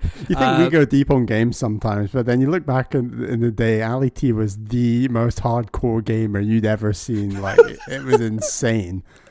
Yeah, I don't know. He's got a very like obsessive personality, I think, in certain things where he gets into a thing and just doesn't let go of it. And it's like, addicted like hell to certain things. Yeah, certainly. I think he's definitely changed over the years with that. But back in the day, it was very true.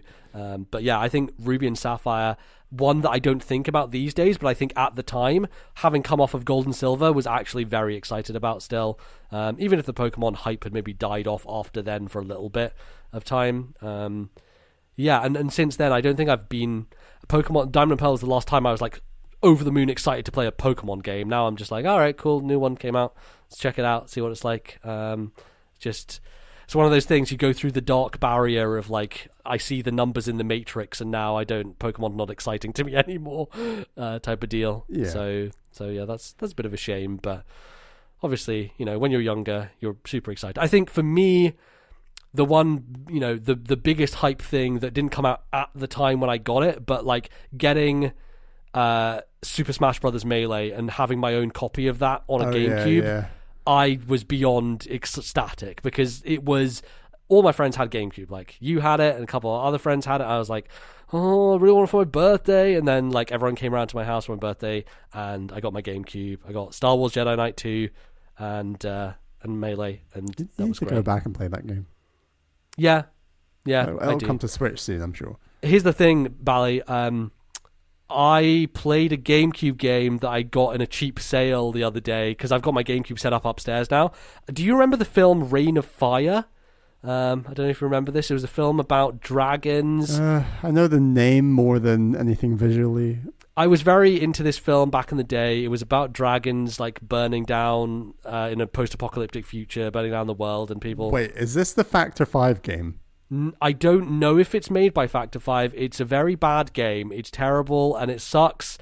Anyway, I saw this. It was a game that I saw in magazines back in the day, and I think there was a Christmas around the same time as I got my GameCube where I got Nintendo Official Magazine, and they had a DVD included, and on that DVD there was a trailer for this game, Reign of Fire. So of course, like a couple of years ago when I saw it in a secondhand game store, I got it very cheap for like £2. I was like, I just have to buy this. And now that I'm in Edinburgh, obviously my GameCube's here, I was like, let's boot this thing up. This thing's a piece of shit. Oh my god. Like, it's the most like, talk about brown military shooters. It might be the muddiest looking thing I've ever seen in my life. Like, holy shit, it controls like trash. All I want to do is fly around as the dragon, because that was advertised in the game. You could fly around and just burn shit as the dragon. And of course the game starts out and you're just like these military men riding around this fucking truck, and you're trying to shoot dragons from the sky, and it controls terribly. It looks awful. It's just a living nightmare of a video game. And I'm going to try and look up some cheat codes to see if I can just skip ahead to a level where I fly a dragon around and burn people, because that's all I really wanted this game for. Right. But hey, anyway, there's some GameCube games here that I've been, you know, in my mind of like, should I play that finally? Like Star Fox Adventures is sitting here. Should I play Star Fox Adventures? Please let me know if that's a good idea. That might be a good thing to bring up in our next email, but that's definitely a game that could use a fresh lick of paint, one might say. Anyway, cool. I think we just tangented off that question, but thank you very much for the question. Appreciate it. And I mean, what's the game you're most hyped for right now? There's one game you're most excited to play.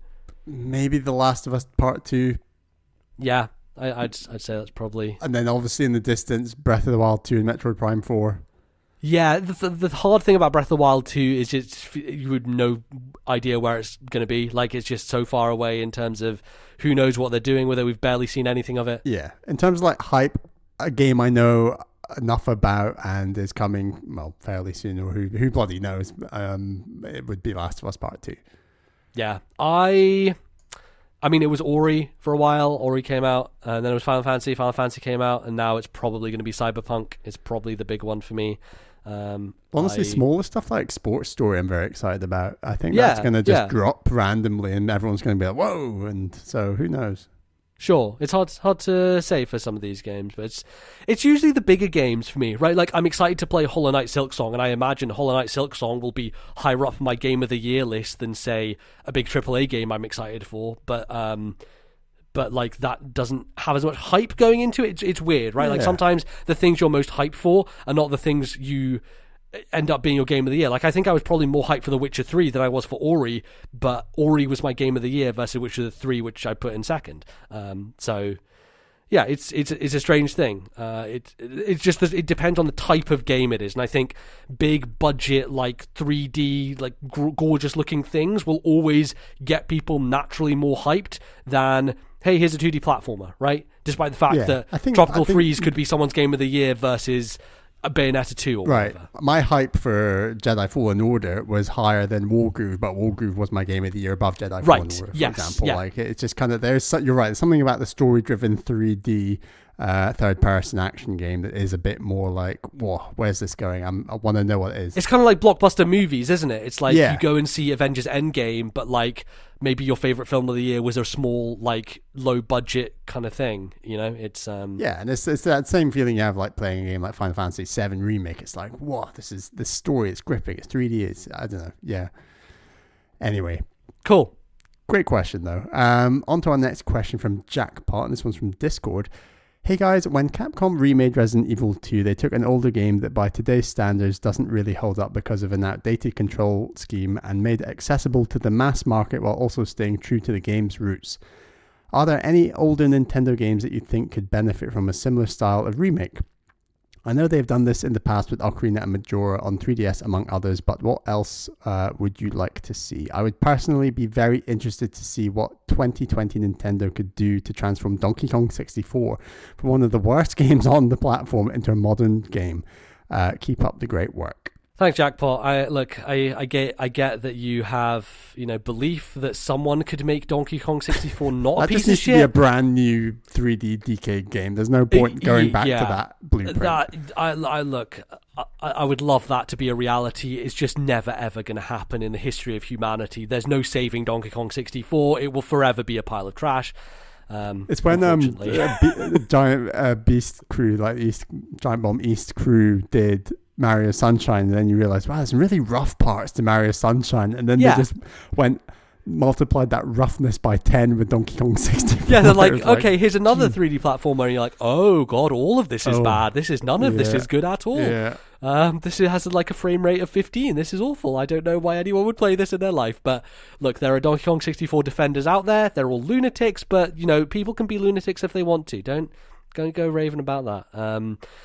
Cool. So remakes, I just mentioned Star Fox Adventures. That would be a fun one to remake, I think. It's probably a game that hasn't aged particularly well, and it's a Zelda game basically. It was Rare's attempt to make Star Fox into a Zelda game, and I think at the time I probably just wasn't ready to play a game like that. I wasn't as into Zelda when the GameCube launched. It wasn't, until a few years later that, we'd played Wind Waker and we'd But I think it's not a very good 3D Zelda. It makes it harder to get through. Like, there's some really weird stuff in there that you really need a guide, and it's very obscure, and it's a little bit collectathonian aspects. I know obviously parts of Zelda like that, but it wasn't.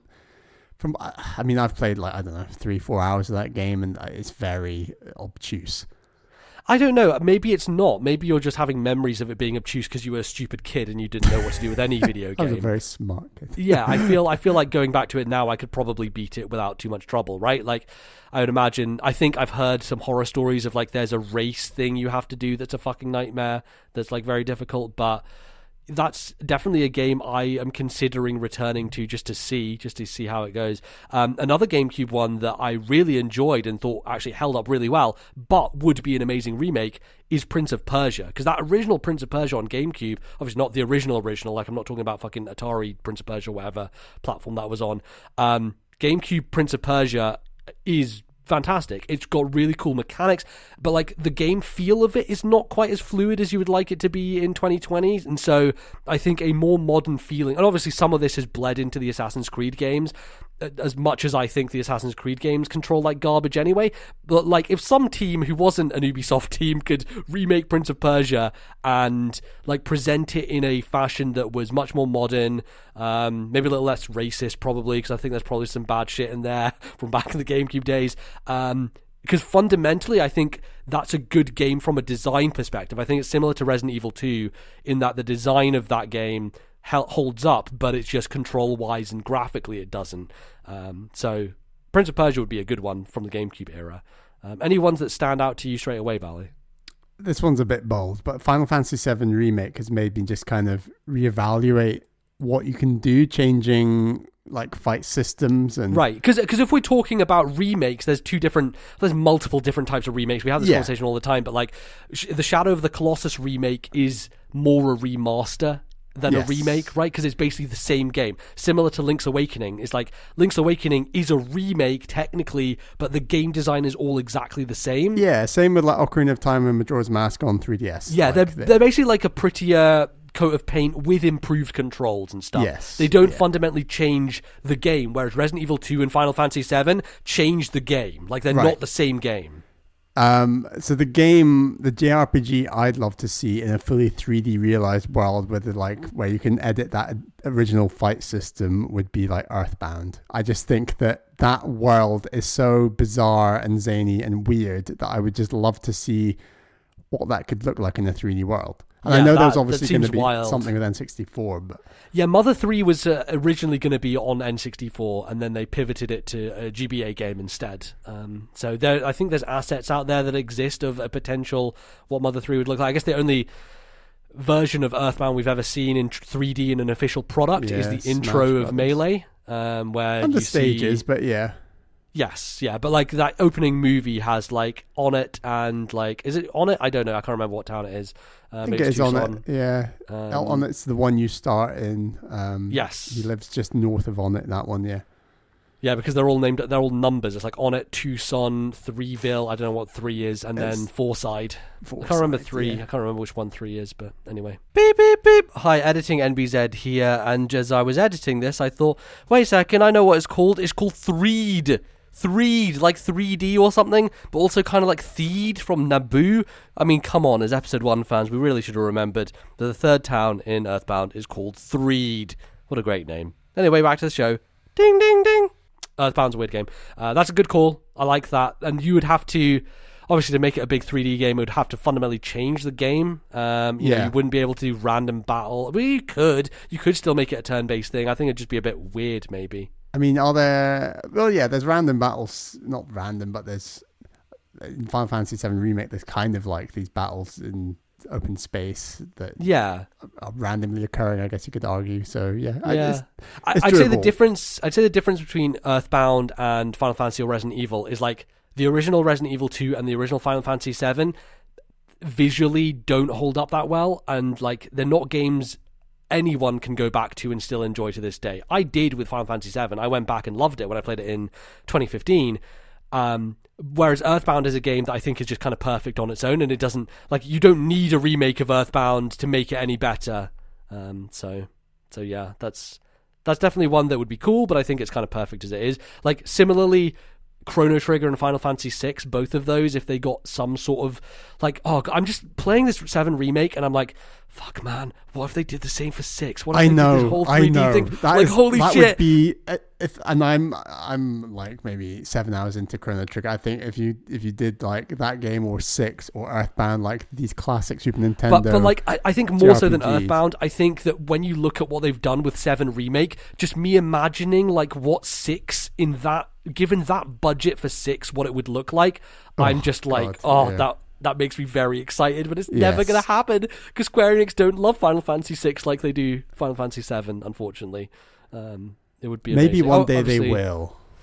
Maybe. I mean, we kind of ban about the idea often that they should use the Octopath engine to do a 6 remake, which isn't as exciting. Like, I'm sure it would look great and play amazing. But that would be a cool game, and I think something like that is probably quite likely to happen. But it's the full ground-up remake that I think is the shocking thing. In what ways did Square show their love for 7 before the remake? Oh, fucking loads. 6, like just re-releasing it on loads of systems. Dude, I mean, like, if you want to talk about like why Square Enix exists, it's because of Final Fantasy VII, because they went all in on stuff like Advent Children and like Spirit Within, like the movie stuff that they made, where basically it bankrupted Square because they put all this budget that they'd made a bunch of money from 7, and then they're like, hey, we're going to do a bunch of 7 stuff. So they did like the collection of Final Fantasy VII, which included, you know, Dirge of Cerberus and what's the other game? There's a bunch of games that were like in this giant thing, this initiative they have of like all these different games and things that took place in the universe of Final Fantasy VII, and it culminated, I don't think it culminated in this, but Spirits Within was the movie they made, the big CG movie, and it was a complete flop. It was a massive failure, and it basically forced them to merge with Enix to save the company, because otherwise Square Enix or Square Soft would have gone under, essentially. Right. So Final Fantasy VII like is the game that kind of brought us into the modern era of Square Enix. So, and it's always been one of those that was teased. Like back in the day, there was a demo for the PlayStation 3 before the PS3 had come out that mocked up what would Final Fantasy VII look like if we remade it on the PlayStation 3, right? And so that wasn't it. That's similar to what they did with before Twilight Princess came out, with the GameCube tech demo of Link and Ganondorf fighting each other, right? Like, Nintendo likes to do this with Zelda. It tends to be that Square does this with Final Fantasy. Before the PS4 came out, there was a tech demo called Agni's Philosophy, which was really high quality looking thing that could have been the blueprint for the next Final Fantasy game, essentially, but nothing came of it because it's a tech demo, right? So Square Enix over the years like did this tech demo on the PS3, and people were, as soon as they saw that for the first time, they're like, holy shit, imagine what a real Final Fantasy 7 remake would look like. And then they never did it, and it went silent for so many years. But people are always in the background, like, "Where's our remake for Final Fantasy VII?" Because it's still a game for them that is the most beloved. It's the one that broke through in the West. It's the one that made it basically put JRPGs on the map. So, yeah, if you're wondering why they like 7 over 6, it's a lot of reasons, really, lots of reasons why. But maybe now's a good time to raise these 3D Mario rumors. Yes, the rumors going around. So, Bally, what have people been saying? What's the smoke on the street about the 3D Marios? Basically, I can't remember who rumored it. But there's a bunch of different sites. I think Eurogamer have said, and then Jason Schreier chipped in. VentureBeat, I think. There's lots of places sourcing this rumor. I think there's enough smoke to suggest there's fire. Suggesting that later this year in 2020, Mario Sunshine, Mario 64, both the Galaxy games, and 3D World, with added levels to 3D World as like a separate standalone thing, will all be coming to Switch in some form of remake or remaster. We don't know. And is it the Mario All Stars 2? Is that what it is? You know, people have been throwing that name around. 2. Yeah, and the thing is, there's a lot of debate been going around about how much these games need work done and what should be done to, say, Galaxy versus Mario Sunshine versus 64. You know, like, and each one of these has like rungs where I think I personally want to see large improvements to basically all of them, apart from probably the Galaxy games, which I think just need like sprucing up in terms of HD. The Galaxy games are kind of just perfect. You just need to put them in HD and release them. Like, I don't think they need fundamental changes to the game design. And their platforming, I think, actually feels very unique versus the other games in that it's so much like floatier jump with the spin jump. Like, it feels almost slower paced, whereas Mario 64, Sunshine especially, is very fast, like Odyssey. Like, there's a lot of movement in there. 64 as well. So like, I mean, and there's a lot of jank, especially in Sunshine and games like Mario 64, that they would need to, like, you know, patch over that. I think more so than, you know, Mario 64 DS was, where you are weirdly playing that game with a D-pad, which is just the most bizarre thing ever. So yeah, I think there's a lot of work that would need to be done that I'd like to see, and I hope that it's not just a re-release, because that's just Virtual Console and we could have had that anyway, and I really hope it's a step up. Yeah, Mario 64 is the one you have to do the most work to, because the most recent version of that is a DS game, right? Which today doesn't look that great still. I would love if they took that DS game as a base and kind of kept all the content that they added to that version, and then added maybe some extra stuff, made it a bit like smoother and everything, just make it look like Odyssey, basically. And obviously we have a bit of a blueprint for what things could look like from Odyssey, but yeah, I mean, it's definitely the one that needs the most heavy lifting if you want to do a full-blown, like, the thing is, I think Mario 64 actually holds up game design wise as well, so you don't necessarily have to pull a Resident Evil 2 on that game, but it would be interesting if they did. You know, I'd be interested to see what would they do if they made the levels a bit larger, or if they made it a bit more open. I don't know. It's an interesting one. It's weird because like 64 is mechanically more sound than, say, Sunshine, but visually, like, Sunshine actually looks pretty good. It's just Sunshine does look pretty good. Needs work though. Yeah, Sunshine just needs them to take some of those levels and just throw them away because they suck. Like, throw out the blue coins and stuff, and a lot of the camera work needs improvement, that sort of stuff. Sunshine is the one that needs kind of ground up redesigning in a lot of aspects. You know, fundamentally there's good ideas there, but I just think there's so many rough patches. It is, you know, we think of Nintendo as a company who polishes their game to a sheen, and like the number of times watching the Beast Crew play through that game where Mario just falls through an object because it has no hitbox to it is just like, is baffling. It's baffling that they put that game out to me. Yeah, it is. It's strange. So yeah, any others that come to mind to you, Bally? I don't know. I feel like Prime games are a weird one where I have Metroid Prime on my list because I think it controls like garbage. Even with the Wii controls, I don't like how that game controls at all. Just give me traditional first-person shooter, second stick controls, please. Like, I just would rather that, quite honestly, because it's just not. I don't like the way Samus moves. I don't like the way you aim. I just don't like anything about that stuff. What if that's the reason that it's taking so long for this trilogy to come? Like, I doubt that's the case. That is definitely not. I don't think that's true because the rumors of this trilogy have been around for so fucking long, which means it must have been done for ages because no one realized that they were going to end up basically rebooting Prime 4, right? Like, but it could have been done, and then the Prime 4 delay happens, and then they think, you know what, these should need a sprucing up. Yeah, I don't know because you think about like, I don't think there's any reason to. If they don't have to spend the extra money, why would you, right? Like that to me, that is much more of a here's a trilogy again. Let's put it out. It looks a little bit better because we've HDified it a little bit. That's kind of it, right? Like I don't see them fundamentally rethinking Metroid Prime in the same way that they rethought, other games and redid them. I mean, Nintendo has done this recently. Metroid Samus Returns is basically a more of an RE2 / Final Fantasy ground up remake. Yeah, because it is very different from the original. Obviously, like you have to change a bunch of that game design because it was Game Boy and shrunk down and really obtuse in a lot of ways. Doesn't have a lot of theming to it, no color, and you have to like completely reimagine it. And Zero Mission. So Metroid is kind of the series where they've done this the most, where like Zero Mission and Samus Returns are both fundamentally better and different experiences from their original. And obviously Fusion could get a remake of some kind. That was what was teased, but I don't really mind if they do. If they don't, I'll always have the original. The big one on N64 for me, which is, I was trying to think of like, what's a game that I've never played that like, I would like to play that, but there's no way I'm going to play it just because it's just old and janky and horrible. Jet Force Gemini is a game I've always been really curious about and interested in, and there's no fucking way I'm going to play the N64 version of Jet Force Gemini. I own that game. We should give it a go sometime. Sure, I feel like when we go back to it, we'll realize how much of a nightmare it looks / controls, and I don't think we'll want to play it. Yeah, it's on Rare Replay as well. We could play it on Xbox.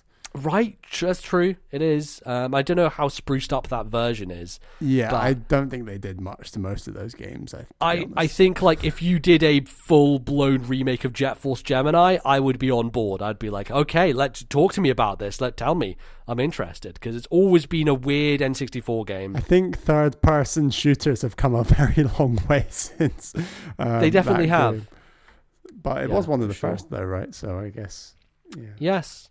Yeah, absolutely. Cool. Well, cool. All right. Thanks very much for your question, Jackpot. That's a good one to check in on. And thank you for all the other emails. A reminder of our address. It is ThisNintendoLife@gmail.com. That is ThisNintendoLife@gmail.com. Please send in your emails or drop us a comment, a question in our Discord server. Link in the description and on our Twitter account @TNL Podcast. But for now, catch us after the break where we will be checking back in with our trusty Jukebox.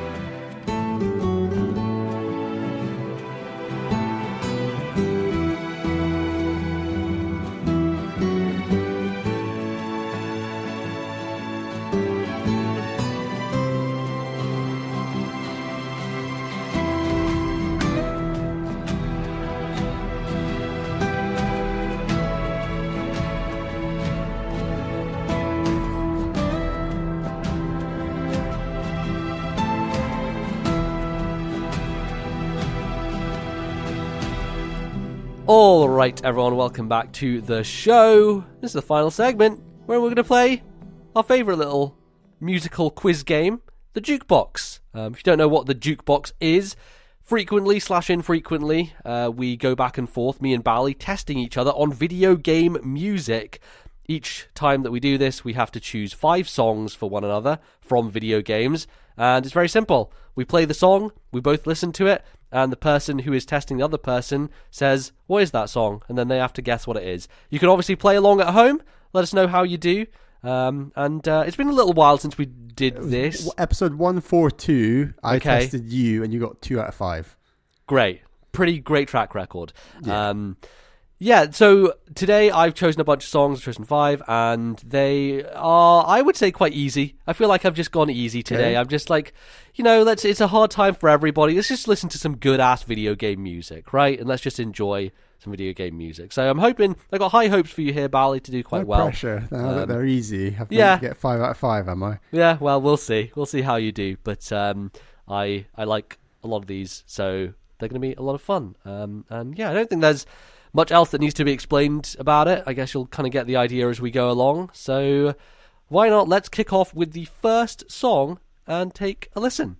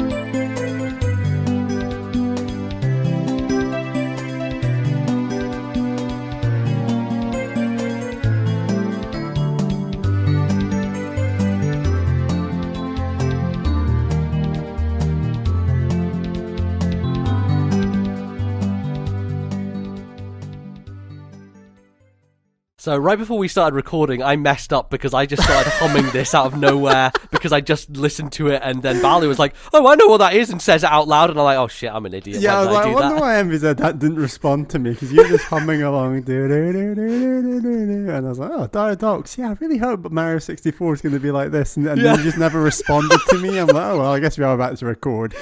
And then this comes on. I'm like, all right, I see. So Bally, what is this? You I just think said this it. is Dire Docs from Mario 64. It is, in fact, Dire Docs from Super Mario 64. I was going through the Mario 64 soundtrack, and I was like, there's lots of things in here that you maybe not remember, but the thing about Mario 64 is it's such actually a memorable soundtrack, weirdly enough. Like, obviously, loads of people played it when they were younger, very nostalgic for it, but we've played the DS version, right? Like, do you own the N64 version? I got it for free because it was just like in our at school. It was at school somewhere being given away in like a lost and found, and I was like, "Well, given away in a lost and found." Otherwise, it was about to get binned. It's like, anyone want this? I'm like, yes. So yeah, I've never played that original 64 version, but yeah, I really enjoyed the DS version, and obviously these rumors about another potential re-release or remake, I'd be well up for giving it another go. It's definitely a soundtrack that would be really well done if it was remastered, right? Like, because I think there's so many, and I think this is very apparent, me currently playing through Final Fantasy VII Remake, I'm just reminded of how fucking good that soundtrack is. Like, the original Final Fantasy VII soundtrack is amazing, and what they've done to like remaster it and like make all these new songs sound so much better. Is it orchestrated, do you know? I think a lot of it is orchestrated. There's definitely... There's stuff which is more low-key, which I wouldn't say is necessarily orchestrated, but it's more like, piano stuff and things like that. But I think Mario 64's... Some of those songs must have been remastered for Smash Brothers, right? Like, I'd imagine that Sakurai has got in there with a scalpel and be like, let's take this, and let's do a remixed version, because there's so many remixed versions of every Nintendo game soundtrack in Smash Brothers to some degree. So I haven't had a deep look in those though. It's kind of weird that we don't really have a Mario 64 stage in Smash, aside from like the original Peach's Castle in Melee, which is kind of, you could say, Mario 64 styled. Not really anything, because Odyssey, they had New Donk City, they didn't go for the Peach's Castle there, so yeah, weird. But one of the choices I had for the songs I was going to choose was the Bob-omb sorting minigame, where you have to sort them from left to right, the blue bomb, the pink bombs and the black bombs. That was a fun minigame. I had a blast with those minigames. Yeah, it's weird because my abiding memory of Mario 64 is the mini games where you would use the kind of slingshot one to shoot the bob-ombs out of the sky, and also the ones where you sort the bob-ombs into different categories. I spent a ton of time in that Luigi's Casino, like on a flight. Oh, like just gambling? Once. Yeah, I just played loads of those games. So good. They were just regular card games, right? Well, yeah, but I mean, one of them was like proper poker. Like it was, you need a hand, you need like a 2-card hand that beats the house hand, and it was properly like, do I raise or whatever? Yeah.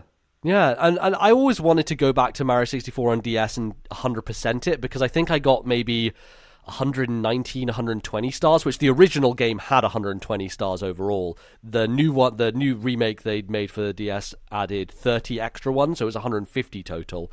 And every time I went back to it, I was like, well, I'm kind of out of practice here, and it's kind of weird going back to the DS now with the D-pad is not aged well, like in that sense. You definitely need the analog stick. So this version of Diadox that I picked is actually it's from the DS version, which I don't know if there was any changes made at all between the original soundtrack and this one.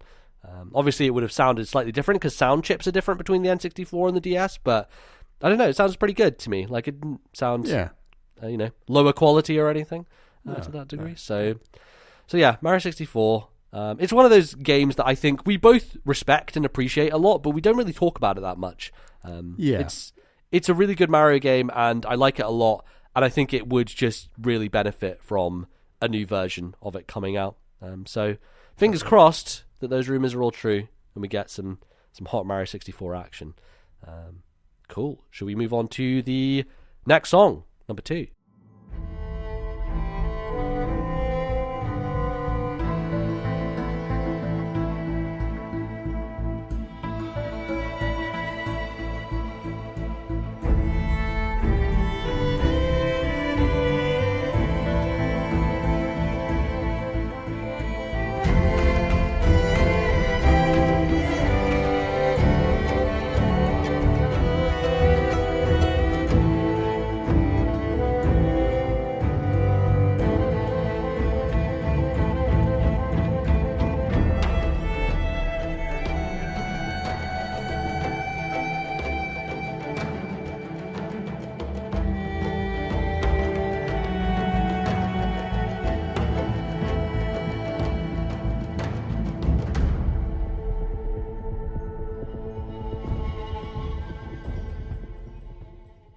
All right, Bally. Do you have any ideas? Definitely tougher than the first one. It's like these fantasy themes coming through, and I immediately thought of like Trine 2.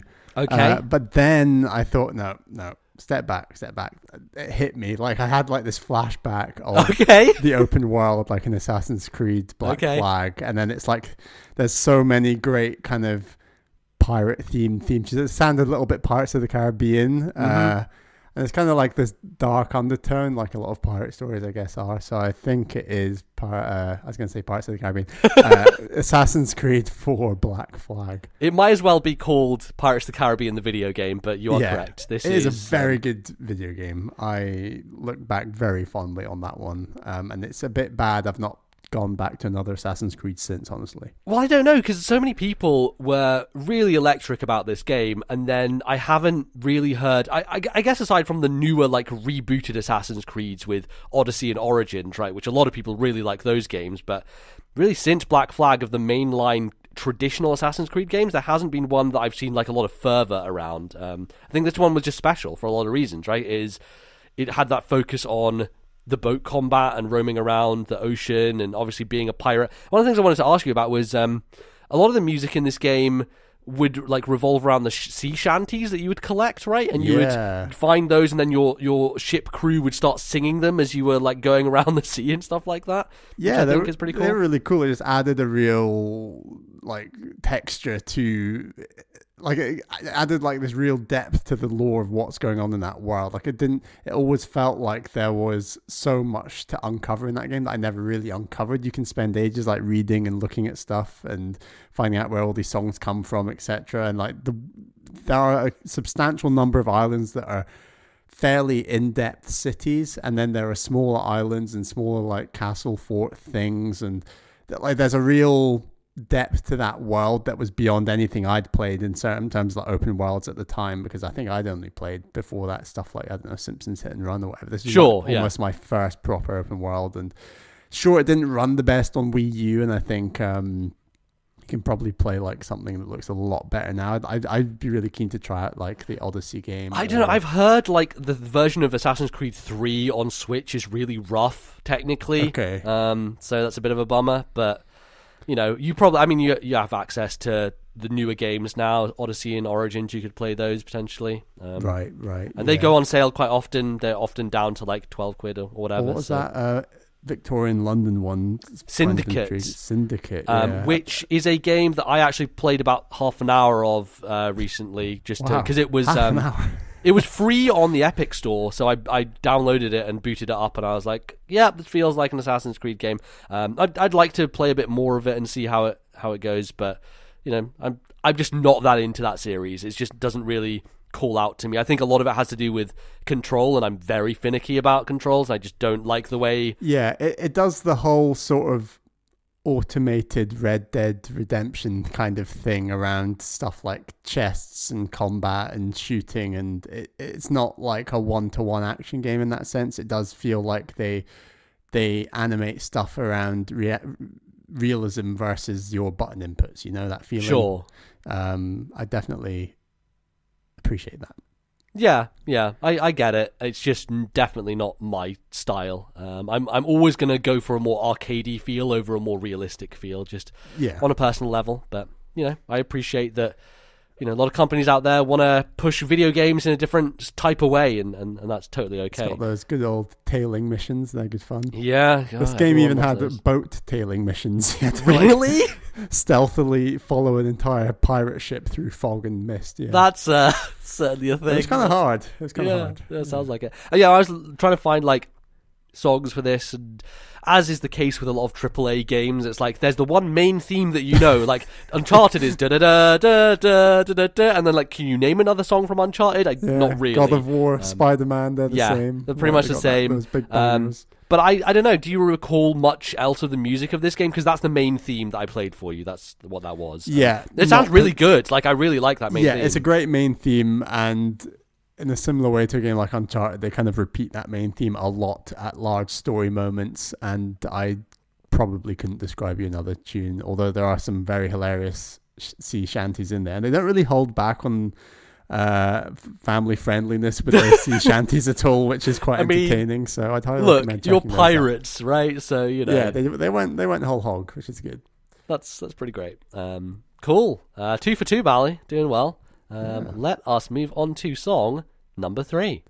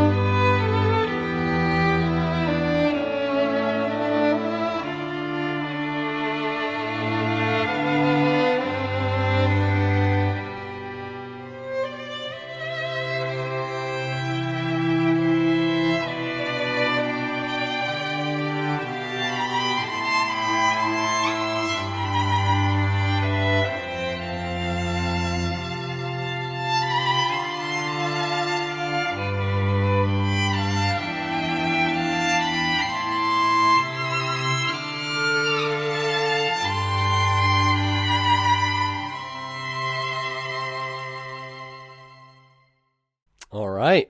What do we think, Bally? I can just hear like while that music plays on the slower moments, like this British accent going Fiora, like that Fiora, like yeah, I'm really surprised this game hasn't come up yet. I think it's a crime that in 6/7 years of doing this show and doing the Jukebox, it's not till the 9th episode of the Jukebox, right? That no one has brought Xenoblade Chronicles. That is correct. It's finally come up. So it's one of those games that obviously this is my favorite soundtrack of all time. I know it inside out. Like if you were gonna bring this, it would be pointless because I would just guess it instantly, no matter what difficult song you chose. Right. That's kind of why I don't think I've brought it so far. I've always gone on the tougher end, I think. Yeah, and that was why I was like, oh, let's do some nice songs today that I like and are good. And this one's called "A Friend on My Mind," and it's the song that plays in an early cutscene where Shulk and Fiora are sitting at the Outlook Park overlooking Colony 9. Yes. And he's like trying her food, and he's like, "It's fine," and she's like, "Gosh, Shulk, you always say it's fine." And like when I hear that dialogue over the top of it, like you were saying. Yeah. It evokes a lot of that. But it's one of those that I've kind of rediscovered recently because there's so many, and we talk about it all the time. There's amazing songs in this soundtrack, like Try to Decision and stuff like that. But there are so many slower songs that are just incredible, and this is one that really stands out to me as well. Yeah, definitely. Are you sure this song isn't repeated at a later? I'm sure it is. Yeah, I'm sure it's loads of times it's used, but that's the one that stands out to me. Yeah, no, it's cool. Are you pumped for this remake? Again, like it could be the last game that comes out for a while if it's not already going to be delayed. Yeah, if it even hits the May 29th release date, which I mean, it is a remaster, right? Like it's not. I guess that a lot of the work must be done, like, to some degree, but again, I don't know game development, I don't know how long it takes for things like this to happen. I have listened to some of the remastered songs, and I do still prefer the originals from what I've heard so far. There are some which I don't really like what they've done with them necessarily, and there's one new track that's pretty good, doesn't kind of hit the same levels as anything else, but there will be a bunch of new music, obviously, because they have the future connected, like, epilogue story that happens. So right. I'm interested to see, like, what that music is like, if there's a new battle theme, and stuff like that. But I was like, I've got to bring this, man, because this is my favorite. It's the best soundtrack ever made by human beings. Is there any kind of particular soundtracks that you go back to as often as I go back to Xenoblade to listen to? My top ones are probably like Donkey Kong Tropical Freeze. Yeah. Of late, it's definitely been both the Ori games. Oh, really? Nice. It's just like really nice background music for like working from home kind of music. Yeah. And then even games like Thomas Was Alone, I've gone back to. Oh, interesting. And, okay. Night in the Woods, I've gone back to. There's just like they're better maybe for like background music. They're not quite as like I might struggle a bit more to listen to something more Xenoblade related because so most of the songs are quite punching, like they're really big songs, especially when you're listening to an OST and it's like going down the list and it's like really nice track and then it's like battle theme metal guitars just like fucking slamming you in the face. And 100% like Octopath Traveler is a soundtrack I've gone back to a lot and watched a lot of covers, and I absolutely love that soundtrack. It's so good.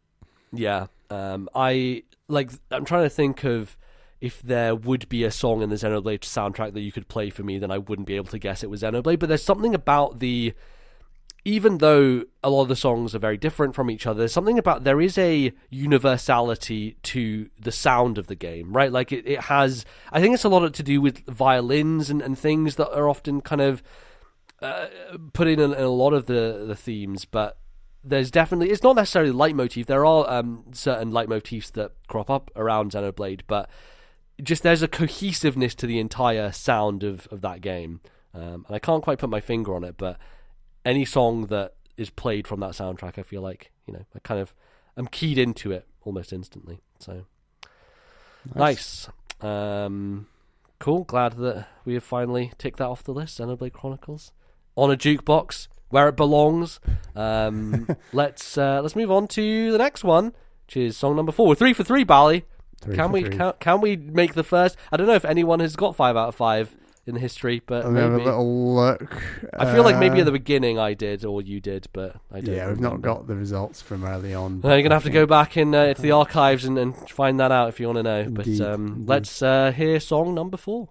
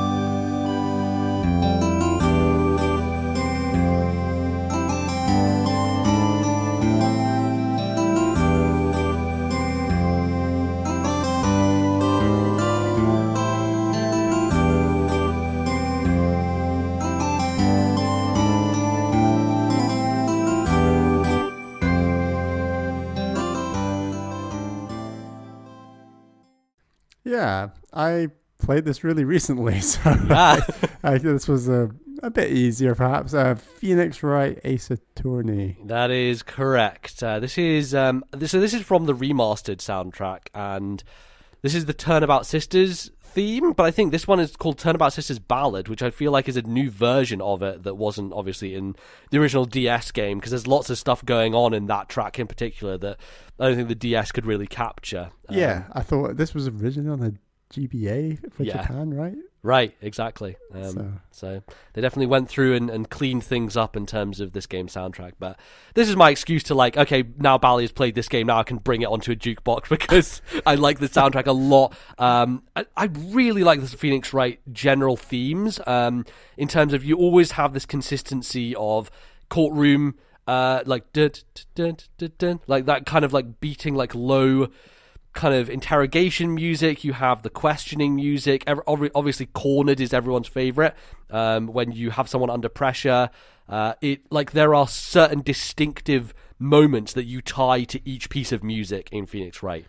Yeah, the game does a really good job of building up moments and then having more slow-paced, more perhaps melodic moments that are reflected by the soundtrack, and then likewise those moments, almost like a Star Wars film, when the action comes, the music really ramps up and it's like, wow, here we go. And I think that adds a lot for a game that is ultimately telling a story through text on a screen. I think the music really adds to something far more so than, say, just reading a book versus actually playing it through the video game medium. Yeah, 100%. No, you're right about that, because I don't think moments would land as much. And obviously it's kind of this combination of sound effect, like Phoenix Wright shouting objection, and also you have kind of the animation that backs it up, and obviously the remastered version will have stuff like that a bit more smoothly, and the transitions between people going crazy and breaking down on the stand, and all the ridiculous ways in which they look when that happens.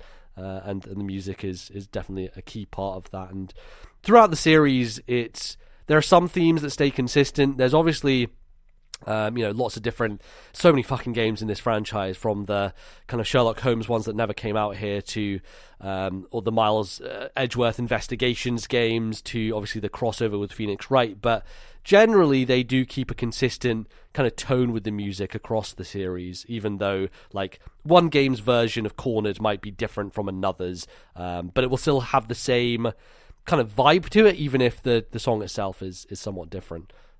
So yeah, it's absolutely, it's one of those underrated soundtracks. I think it's one that I know super well and is embedded into my brain, but it's not one I go to when people ask me what's your favorite soundtracks of all time. I don't usually think of Phoenix Wright Ace Attorney, but it's definitely up there for me. I don't know, did it make much of an impact on you generally?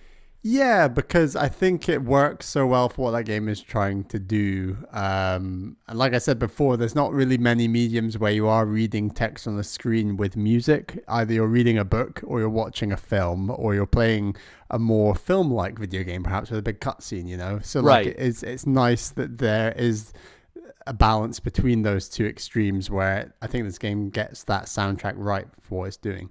It kind of makes me want to read books while having a I know, playlist of like right? Could fantasy you imagine? music and stuff. This is one of the reasons why I think Critical Role works so well, is because Matthew Mercer always plays music during every single part of the session. So like when a battle is happening, he has like battle music playing. When it's like a somber moment, he has melancholy music playing. And it really makes a lot of the emotional moments in that show hit so much harder because of his choice of music when the players are interacting in certain ways. I've just watched Empire of Dreams, which is the Star Wars documentary that's on Disney Plus, and it's from 2004. It was on the DVD re-releases, and it talks you through the process of the original making of episode 4, well, and 5 and 6, but the start of the documentary on episode 4, and the very last thing that was done in that entire film was the John Williams soundtrack. Really? And Wow. everyone from like the actors to like the visual design artists and things,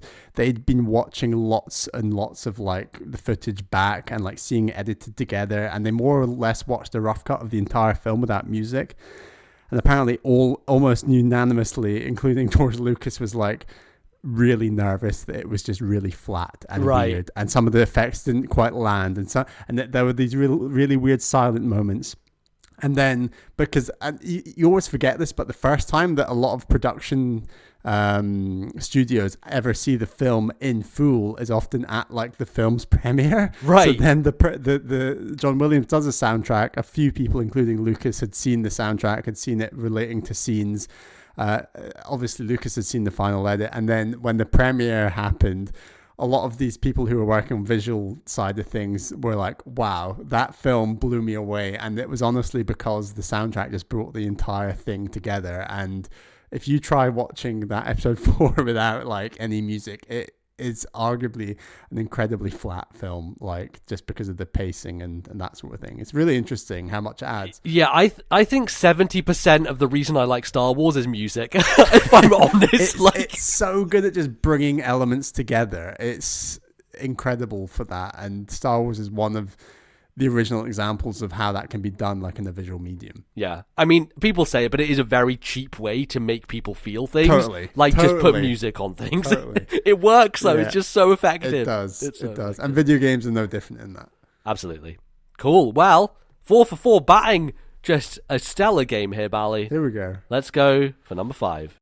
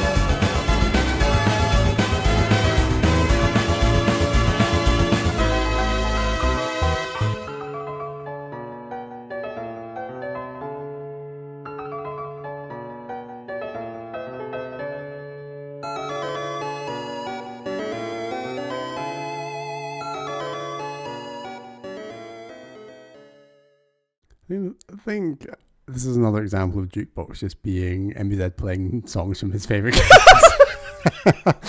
This is basically, so what happened is, like, recently Bally's played a lot of games that I like, and now I'm like, well, motherfucker, now I get to choose these, because if you choose them, then they're too easy. But I told you this was an easy breezy round today. I just want to play some nice music, listen to it, and convince you that this is one of the best soundtracks of all time. What is this, Bally? This game is Undertale. That is correct. When you said that, oh, Bally, you really need to play Undertale, I was like, well, MBZ normally has pretty good picks on games. I'll play this game. And like, the game didn't stick the landing for me personally, but one area I think it really did do that was actually the soundtrack. Like, that was something where I totally agree with you. Like, it is a really impressive I don't know, because if you go back and listen to us talk about this on the show, I don't think you're that impressed by it. And I'm like, what are you talking about? And for me, though, and I think I said this at the time, it is one of those soundtracks that, like, the longer it sits with you, the more you go back to it. I was about to say, I totally agree. I think in my mind, it's aged really well since whatever episode I talked about the game. And I think I probably had the same thing, because I talked about it on the show nearer to when it came out. And I was like, yeah, kind of, I don't like the back half of it's a bit not grindy, but like there's some weird puzzly things. It's a surprisingly grindy game at points, considering it is a very short game. It's not... Well, some of those bosses are just fucking hard, right? Like, they just take so long to beat. But yeah, the longer that I take time from it, and like just having the soundtrack sit with you, for me it is just a stellar soundtrack, just phenomenal. Yeah, it's really good. And I think it is interesting how much you love this soundtrack versus the game, because I know this game didn't make like your top 100 as much as it is. Yeah, a game you like a lot, and it would definitely. Another day it probably would have done. Exactly, it's one of those things that there's so many games that could have made that list, so it's really hard. I mean, the next 50 games are all probably games that you're really fond of that just kind of didn't quite make it. But I again, like, it just didn't quite stick the landing. There were moments in this game that was a bit, I don't know how I feel about this. And I got the Earthbound comparisons, but there's something about Earthbound I just way preferred about this game. I don't know if it was maybe just a simpler story in many ways, and maybe there's aspects of this story that were just a bit overly convoluted and multiple endings, and I'm never a fan of kind of those massive diverging like paths and that kind of thing. So the Undertale stuff that it does is something I hugely respect, but it's the type of thing where I went on YouTube and watched it all. Like, I didn't want to do it myself, right? And I think actually, having watched all that stuff, I have such a greater respect for the game, even if, for me personally, it's not the type of thing I want to go back and like, okay, let's replay the whole thing again and get these different endings and whatever. But, some of the best music in the game is hidden behind those endings, like Megalovania, which is just the most famous track from Undertale, is the final boss fight of the Genocide run, where you fight against Sans, and he's just like, it's the most insane boss fight I've seen in a long time. It's like, seems ridiculously difficult, and it takes people like 6-7 hours to beat, because it's that fucking hard. So yeah, the song that we used here was Asgore, which is the regular final boss when you just play the normal game. You get to the end, and he has his giant pike, like Poseidon style trident. It's a very good track. I was like, should I choose the song that I sing all the time? Like, no, that's too obvious. Like the spider dance that I constantly sing all the time, and Bally gets annoyed because it's the only thing I fucking hum constantly. So you're not humming Dire Dire Docks, right? Yeah, I know. For God's sake, I'm such an idiot. Why did I do that? Like, I just Anyway, it doesn't matter. I would have got it. You would have got it. The fact that my humming, you instantly knew the name of the song and the game was from, like, I think that probably says all you need to say.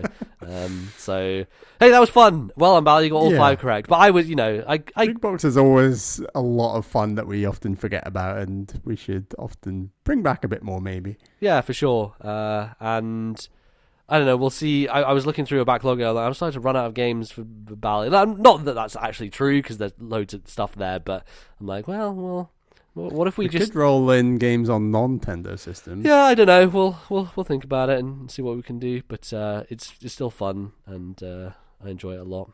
So yeah, that is going to basically close out the show. Thank you everybody for listening. Tell us how you did at home. I'm sure you all got them all correct as well, because you're very smart people. And yeah, we've got some things to plug at the end here.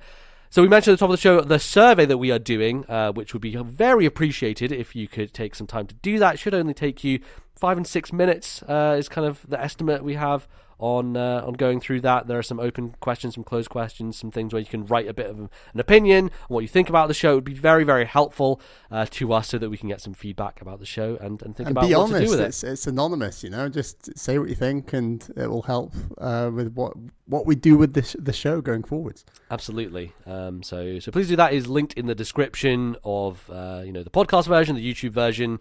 It'll be on our Twitter and all that stuff. So yes, we would also like to thank people who help the show keep going in these trying times. And there's, of course, people over on our Patreon at patreon.com/ThisNintendoLife.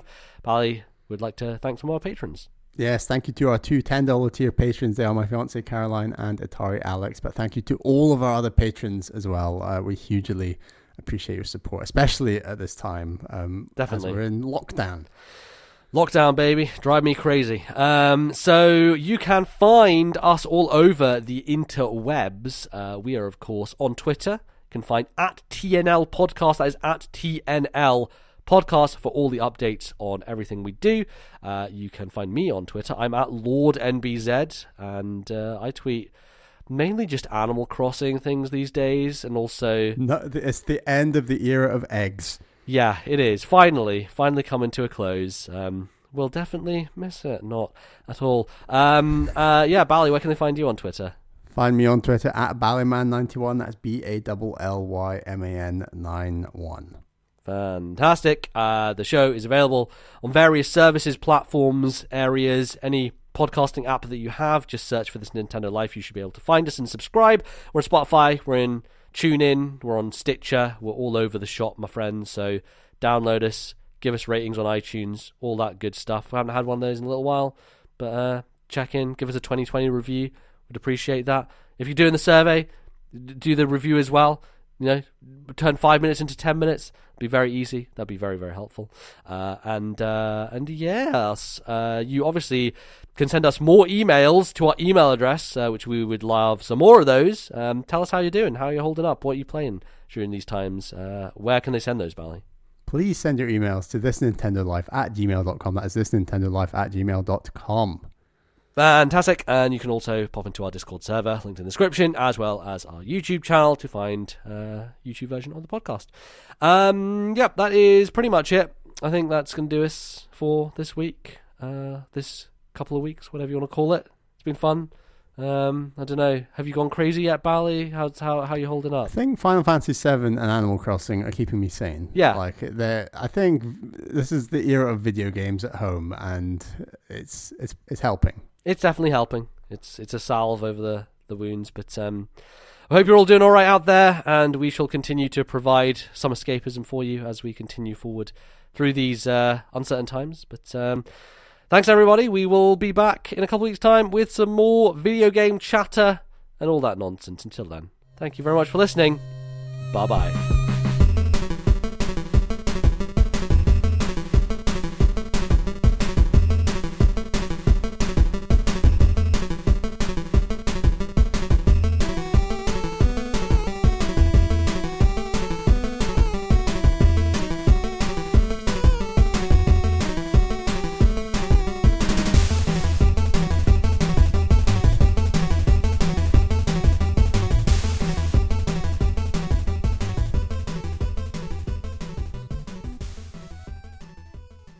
The musical interludes used on today's show were Aerith's theme, Home Again, and Hollow Skies, both from Final Fantasy VII Remake, copyright Square Enix, 2020.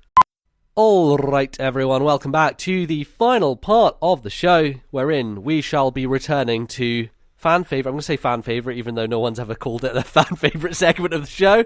It is the Jukebox, where people all around the world listen to music. No, that's not true. This is a segment where me and Bally test each other on video game soundtracks / individual songs / parts of songs. It's kind of like we have 5 songs and we choose whichever ones we want to... I'm just going to restart this. I don't know what the hell. I'm just going off on... What the fuck am I saying? I don't know what I'm saying. Let's restart this. Okay.